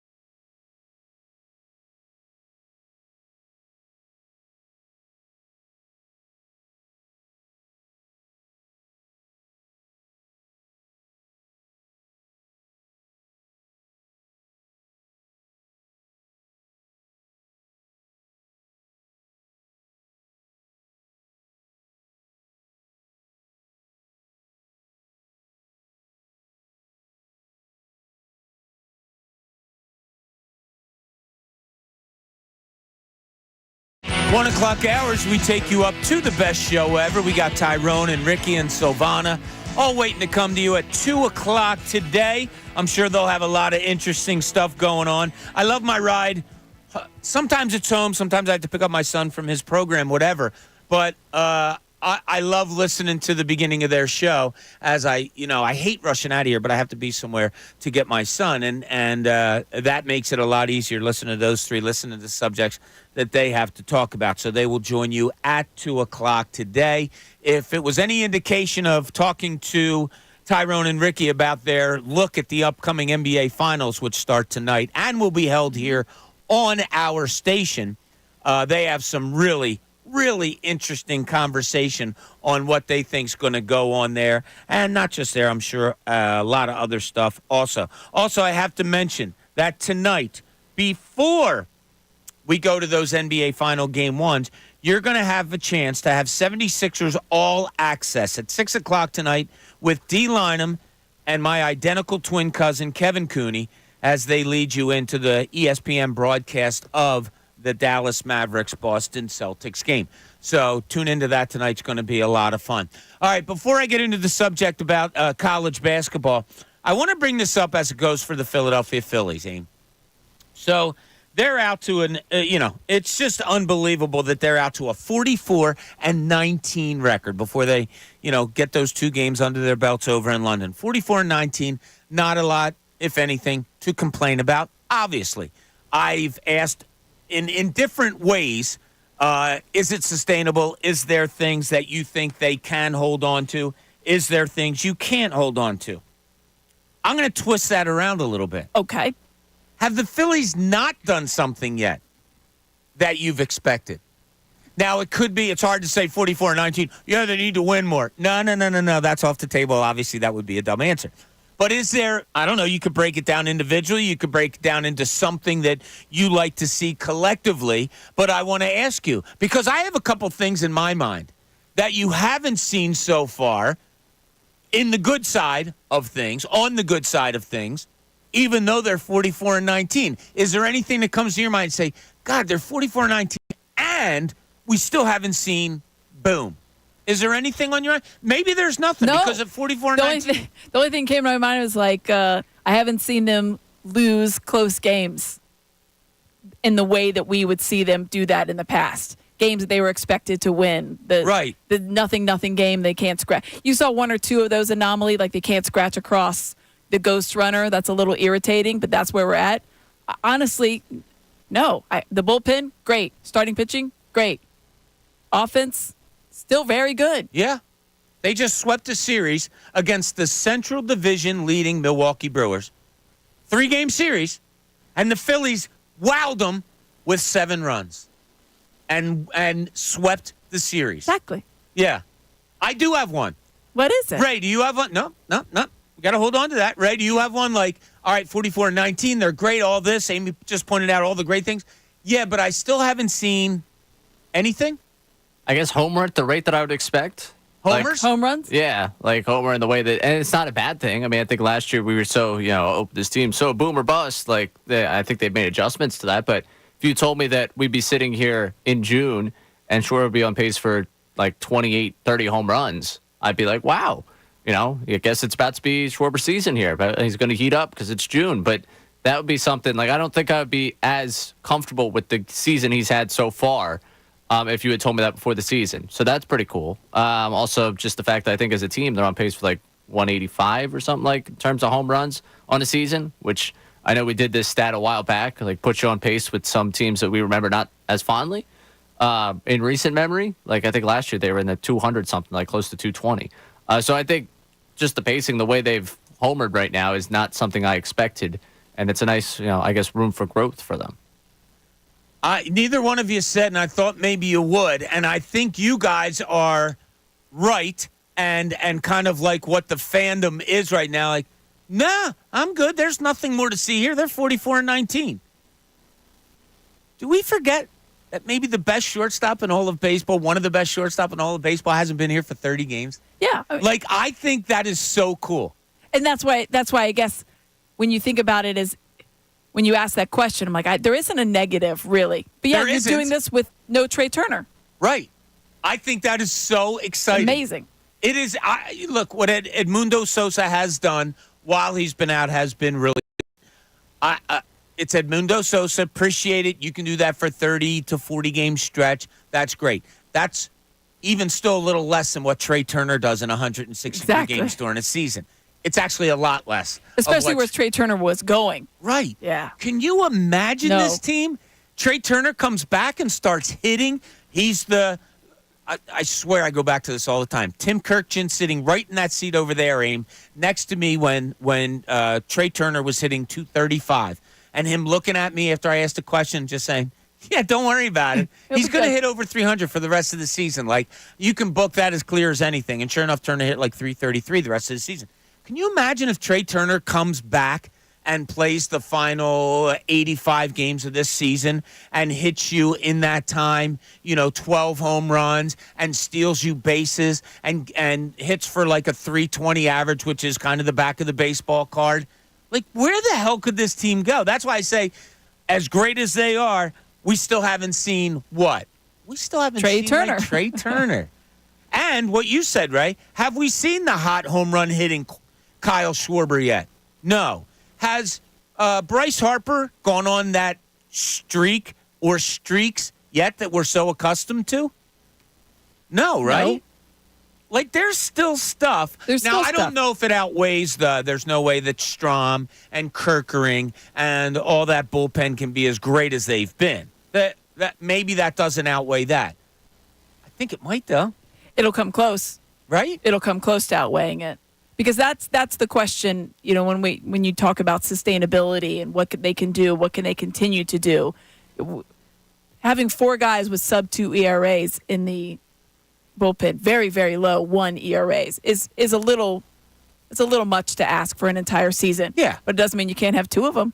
No, doesn't mean you can't have that. I don't think at the end of the year that you're going to look at 4 Phillies starting pitchers among the top, 7 right now in ERA. I don't think the season's going to end like that. Like, I don't think Christopher Sanchez is going to end up top 5 in ERA in the league. I don't know, but I'll tell you what, I'm a little confident that Ranger Suarez, Aaron Nola, Zach Wheeler could. Yeah, they'll end up somewhere at the top of that. Yeah. So have you done any more thinking since we talked to Larry Boa the other day? Because the morning show was like, yeah, we disagree with Larry, or Andrew, I should say. I don't remember what John said, but Andrew said, I disagree with Larry Boa. And I disagree with somebody else that said, yeah, don't worry about that right now. It's a 5th starter. Yes, they were talking about, because Boa brought up, with the Yankees and what they're doing, no one's talking about their rotation. And I think it's been brought up before when, who were we talking to? And he talked about, no, it was yesterday with Ty. They talked to Jason Stark, and he was talking to the manager. That's who it was, Stark, yes. Talked to the manager of the Brewers, and he was like, people don't even know our rotation because they have so many injuries over there. And they're somehow, aside from the series, obviously coming in has been playing quite well. But I'm with Larry Boa on that. Like, we are looking for things, and I think it's because we want to make sure when the other shoe drops on some of the things we talked about, some of the guys coming back down to earth, whether it's ERA or their hitting numbers come back down to earth. You want to make sure that you have every kind of option available that's going to be able to step up. And Right. the 5th starter would be one of those type of things, because you mentioned Christopher Sanchez, if he falls off a little bit, if everybody else kind of comes back. But, I mean, it's the 5th starter. You don't need him in October. Right. You need him now. Yeah. And, maybe the fact that Rob Thompson came out and the Larry Boas of the like come out when Taijuan Walker was listening to our show on Monday, and he hears a Larry Boa, and those guys say, yeah, don't worry about it. It's not that big of a deal. Larry convinced me of it. I'm okay with it. Taijuan Walker keeps you in games up until the 5th, 6th inning. I'm good to go. Thumbs up on him. Hey, the 1 o'clock hour, it's brought to you by Ferguson HVAC Lyon Conklin. Attention HVAC contractors for equipment, parts, and supplies. For every heating and cooling job, visit one of Ferguson's counter locations in Bensalem, King of Prussia, Pennsauken, or Westchester. All right, in a couple minutes, we're going to go out to London. We're going to talk to Zach, one of Ray Dunn's friends, who's out there taking in all the sights before he takes in the Phillies-Mets game this weekend. But, Amy, we woke up to news of Woj bomb this morning. Lakers full-court press on UConn head coach Danny Hurley. Now, you're shaking your head, and you have some like real good thoughts about this because Hurley was also kind of pinpointed by the University of Kentucky after John Calipari left, and the rumors were there on that. Your thoughts on whether, A, Hurley might take this Lakers job? We know all the ramifications. It's going to be a lot of money. It's like Tinseltown, the highlight. I have my thoughts on it, but I want to go to you. What do you think about all this? Yeah, I mean, it was interesting. That was one of our first callers was asking, like, why? And the reason why is because they want to get to that next step. There's a lot of college coaches that are just college coaches, and they're fine with that. There's a lot of college coaches that want to take that next step and see if they can prove themselves at the highest level of the sport. You're seeing maybe the desire for some to take that next leap because they don't want to deal with all the stuff that now goes on with college basketball. It's the wild, wild west, and I know I've said that before, but it really is. There are no rules now with the transfer portal being completely open. It opens immediately when the season ends, not when the national championship is. As soon as your season ends, transfer portal is open. Yep. These guys are dealing with that. It's crazy.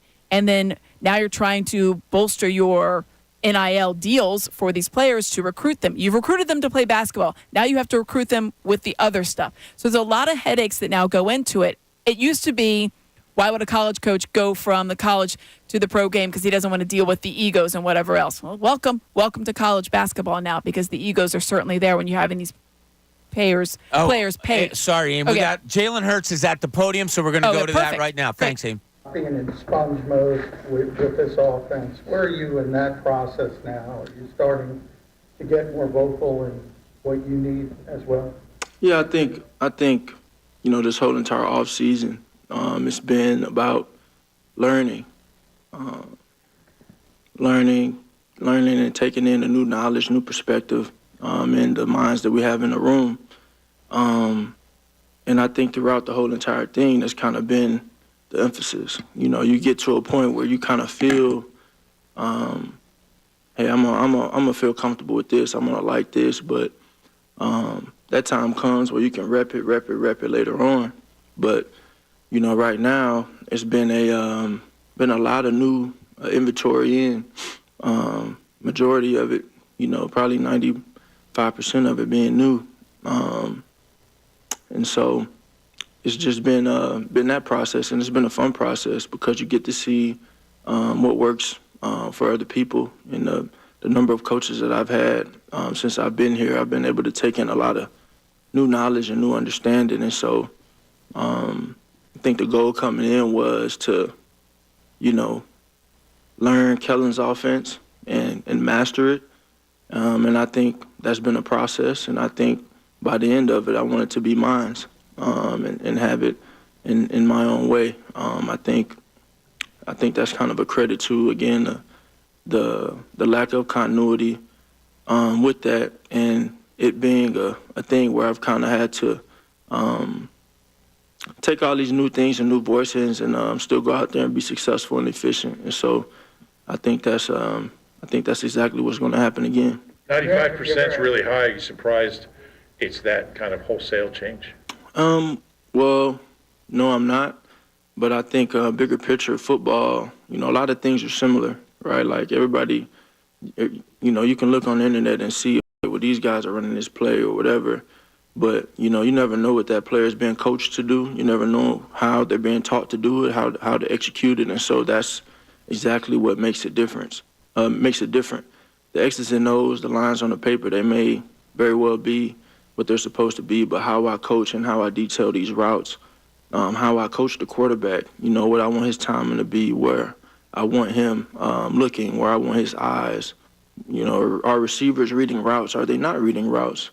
Are there alerts on this? Are there checks and adjustments built in on this, or is it something that, someone has to do, the quarterback has to do? That's what makes a system a system.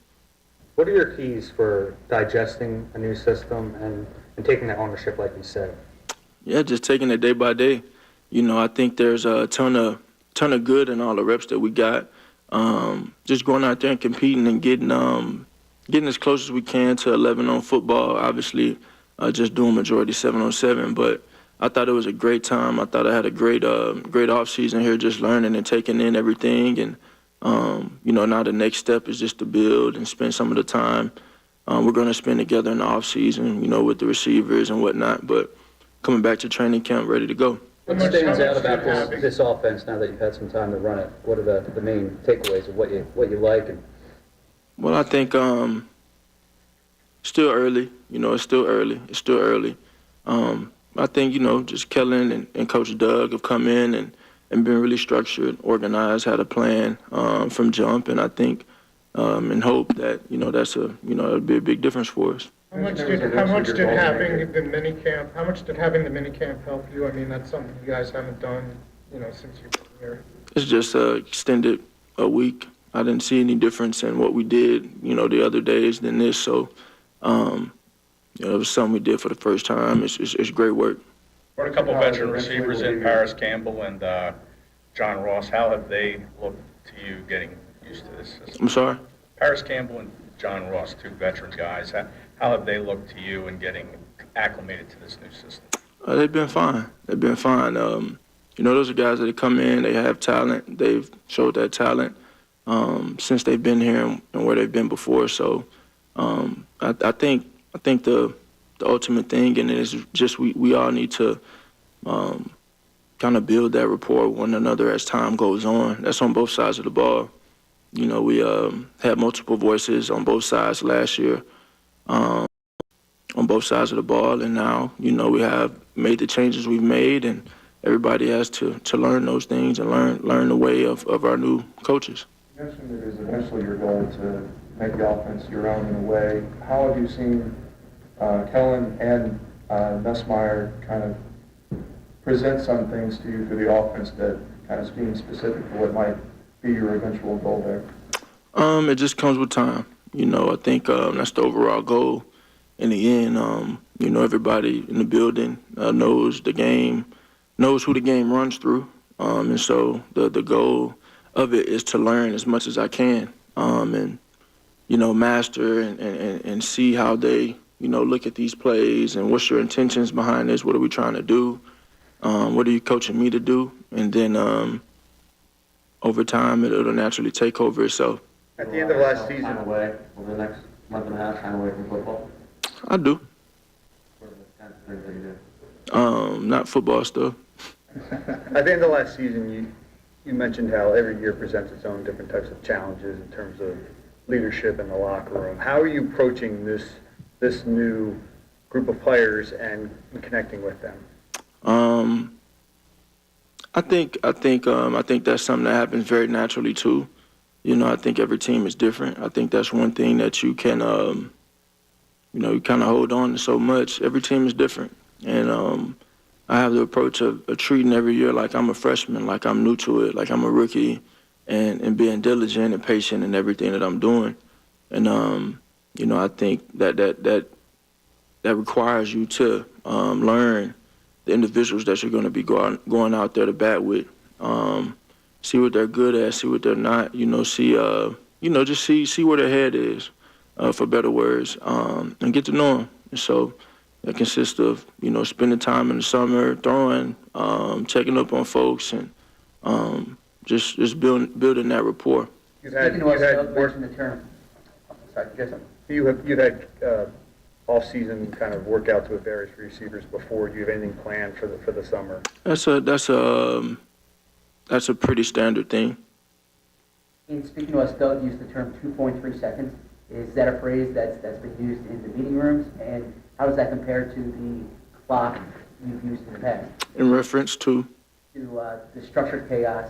I assume not, because I haven't heard that before, so I don't know. With Kellen Moore and Nussmeier, what do you connect with them through, like their knowledge of their quarterback roles and things like that? How have you seen their knowledge, and what's that relationship been like so far? I love the dynamic that has been put in place in terms of everybody has a role, and that's the goal. I think is everybody to do their job, and that goes for everyone. And so just learning as much as I can from Coach, and Kellen is kind of a mild-mannered person where he's laid back, kind of bigger picture, has his hands on pretty much everything, and Coach Doug is all about just putting me in the best position to succeed and preparing me to play at a high level. And so just the conversations of learning, they've been around it for a good minute now, and got great experience in it, and calling plays and coaching quarterbacks, and I'm just there. I'm just there listening and taking in that knowledge. I've known Doug for a very long time, because he wanted me to come to Florida coming out of high school, kind of like Brian. So kind of similar there. What have you noticed about, Nick being open-minded to change up the offense like he has? I mean, what does that say about him? I mean, it's a great question. I don't know that I know the answer to it. Well, what have you seen from him as far as doing that? I think he's just, he's been great, and the messages he's delivering to the team. He's trying to be very intentional in what he's saying, and yeah. Last one. A couple years ago, you talked about your relationship with Jonathan Gannett and your guys back and forth. Are you developing that with Vic, and what are your impressions of what he's been calling? Yeah, no, yeah, he gives me a little. He talk a little trash sometimes, and I enjoy that, but I always remind him, against him. So, but no, he's been great. He's got him wired up. He has a great mentality on defense. Kind of old-fashioned, and we're just trying to get the hay in the barn, and prepare for what's to come, and just make sure we're peaking at the right time. Thanks, John. Thank you. All right, there you have it. Jalen Hurts took to the podium. We got to it right away. Great work by our producer, Ray Dunn, to get to that. There's a chance Nick Sirianni may be coming to the podium in a couple of seconds. Ray, how are we going to play this out? Just stick here if he comes, or are we going to commercial? What are we doing? Last time we had a break, he immediately came up, so... Oh, look at you. You can't fool you twice. Well, they can, because as soon as we hit the break, I'm sure it'll happen. Yeah, exactly. All right, well, you just tell me in my ear. Look, we don't mind if the people talk. Hopefully we get through Nick Sirianni, should he come out, and you have a chance to hear what he has to say. It's hard to glean much out of when Jalen Hurts comes to the podium. He's very The very first guarded. question, though, was about that. I'm sorry, Ray, I didn't hear you. All right, we're going to hit the break right now, and we'll get some more thoughts when we get back. Thanks for joining us. This is Middays. Bob Cooney, 97.5 The Fanatic.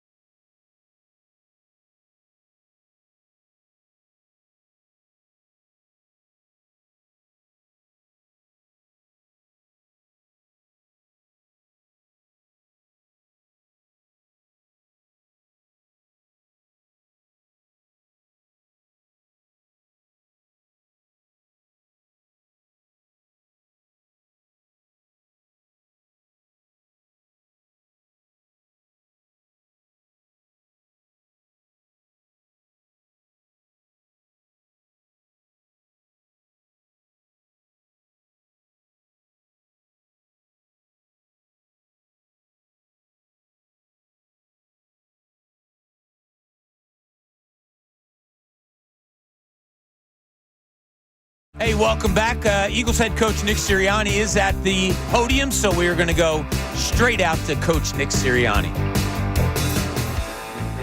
So what was your message to the team? What was your message to the team, now minicamp's over? What was your assessment of how everything went?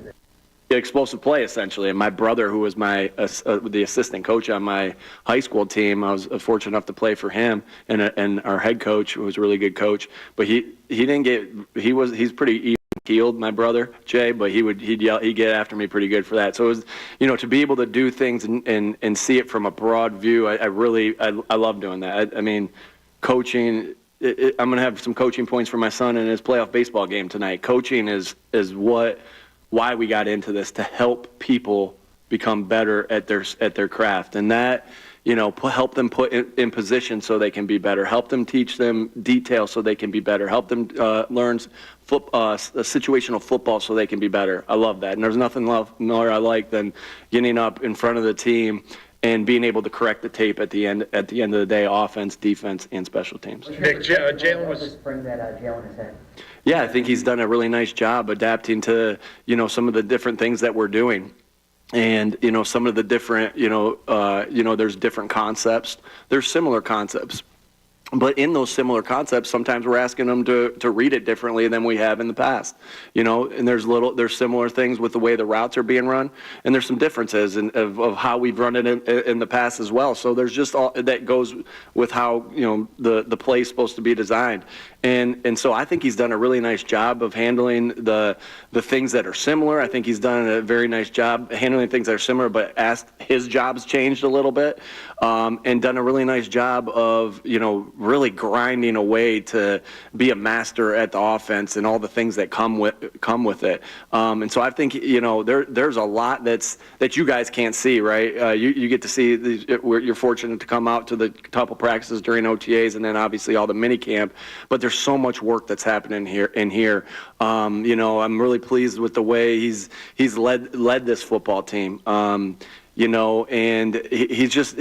he's done a nice, again, like I said, he's done a really nice job of learning and doing the little differences of what the offense is, and then also his leadership has been, is really, you see, he's one of the main leaders on this team, and you see how hard the guys are working. And again, you don't get to see all that. You don't get to see it in the weight room and on the practice field all the time. But he's leading it day in and day out. I'm really happy that he's the leader he is. How do you maintain the consistency of that relationship when you're not dealing with him as much? Yeah, you find time, just like the same way you find time to carve it out with other guys, right? It's got to be intentional. If connecting is the first core value, and I say that one's a little more important than everything. So it's the same way you do it with everybody. You find the common ground that you have. You, like Jalen and I both deeply want to win football games. We both deeply care about the culture of this football team. And I can tell you, those are a lot of the conversations that we have is about the culture, how we lead the culture, because we know that the guys are looking to us to do so. And so, and you still have the same common bonds, right? Even though I'm not in the quarterback room all the time, and so it's just being intentional about it on both ends, right? And that's how you do that. To be fair to your question, that's a great question, because I'm not with them every second of every day like I have been in the past, and so it's about being intentional. But I know this: when I'm not in there every single second of every single day, that means I'm around everybody else, right? And so, because my relationship with Jalen's highly important, but my relationship with Milton Williams is highly important. My relationship with Clint Hurt is highly important. My relationship with Howie is highly important, and that's what you get when you're not so zeroed in of being with Jalen and the quarterbacks and the offense every single time of every single day. Figure out how to divvy up your time then. Yeah, I think I don't think there's a playbook for it, Dave, right? I don't think it's like, hey, I'm going to spend, now I naturally try to do that. I'm like, this is what I'm going to do here, this is what I'm going to do here, but naturally things are going to get you off course. And so I like going sitting in a defensive end meeting, right, run by Coach Walsh with BG in there and seeing how connected those guys are, and they're able to. That was awesome that I'm able to see, them make a joke and then get back on task, and then them, Walsh to give a good teaching clip and then get back on task. Like those have been the things that have been so valuable. And I wouldn't say again, like I said, there's not a playbook, but you try to spread it around, go through everything, and then there's some times where meetings are going on, and I got something else to handle, and I really value that I'm able to give that time to the rest of the team. Jalen said he estimated that 95% of the offense is new. Is that normal? Is that natural? And it seems like a high number to me. Well, it's kind of like what I said to Zach. I think some of it is, there's new concepts, obviously. There's new ways to think about a play, but then within with concepts of what we've done in the past, he might have a new responsibility within that play, right? And so that's new to him, right? Even though we might be running a similar play, right, his progression may be a little different, right? The way a route detail is taught as far as, hey, this has to happen on this play, that may be a little different. And so there naturally is going to be differences in everybody's offense. There's similarities in everybody's offense across the NFL. There's differences in everybody's offense. But I think that's a really important thing, that his job responsibility has changed a little bit on some of those things. But again, like I said, I think he's doing an excellent job of adapting to new schemes, reading the old schemes a little differently, and then and mastering the stuff that he's already done so well. I know you said that, I know it's still early in building the offense, but overseeing that with Kellen, last year you said staleness was an issue. What do you see in maintaining it fresh through a 17-game season and beyond? Maybe it's in some of those details that you explained. Yeah. Again, just different ways to do it. I mean, the fact that we've been in a similar system for 3 years, and then there's going to be differences. I think that's how you stay fresh. You're constantly trying to evolve as far as what you're studying. When you study things, right? Usually, and you're a staff that's together again, you have to go outside and study, right? Well, when we studied things this year, yes, we went outside and to different places to study things and talk to different coaches, but we're able to, Kellen naturally is able to learn some things the way we did it before. We're able to learn some things the way Kellen, that's major growth when you're in there. And because you got the guy who, Kellen being responsible for that, you get to grow together and ask those questions that sometimes, quite frankly, you don't have that opportunity to you might have a couple days at a place that you go look, or they come in here, but we're together all the time. And so that's been good. And, really, again, just pleased with the progression of the offense and where we are. And I know we're asking a lot about the offense. I'm really pleased with what the defense is doing. I thought they did some really good things. Were good on their drops. Man, they worked so hard. Vic had them over and over and over again matching routes. Over and over and over matching routes. And it showed up during our 7-on-7 drills of the way they were there and the way they were in position to match things. So again, pleased with the direction we're going. By no means is that a finished product. We haven't even put pads on. The guys need to come back in the best shape of their lives, and we got to have a great training camp leading up to our first game. Do you miss the micro part at all? And do you think the macro part maybe leads to... I think I still have both parts of that. There are still some micro parts that I have that I'm like, I get to go to a receiver meeting, right, and coach up a receiver meeting or whatever it is, and Aaron does an unbelievable job, or grab a receiver on the side and say, hey, look how we're doing this. So you're still coaching football, right? Or the story that I got to tell one of the defensive backs the other day, or the ball security, but I do see how much value there is of looking at it with a 30,000-foot view of everything. And I feel, and so, again, we'll just keep going and keep getting better as a football team. I'll keep getting better at what I'm doing. They'll keep getting better at what they're doing. Our coaches will keep getting better at what they're doing. And we're just trying to get better every single day. Two more. That broad view you have a couple times. Defensively, in the past, you've told us there's certain things that you need. Has that changed at all with Vic, because he's got so much experience? Do you? Yeah, I mean, there's still things. I feel in a great spot. I'm so pleased with, again, everything with how we're going through on defense right now. Again, we haven't had the pads on yet, and that's the next step. But there's still things that you have, and you're like, hey, this is the way I see this, whether that's offense, defense, or special teams. And those are discussions that you have to have as a staff. But Vic has so much experience of doing this. He's done this at a high level for a very long time. I'm really happy he's our defense coordinator. Yesterday, BG spoke very highly about the way that the communication has been so far this offseason. He indicated that last season things weren't on the same page at times, and it really showed in that last game. Additionally, Kenny Gainwell went on a podcast recently, and when asked about the collapse at the end, he talked about how connectivity was an issue. He indicated connectivity was an issue, which is a core value. So what are you noticing, and what differences are you noticing from the way things were last season to now in terms of those aspects? I think we all understand how important it's so important. They're all in this room because they have talent. All our players are in this room. They have talent. But the best teams, right, have something else.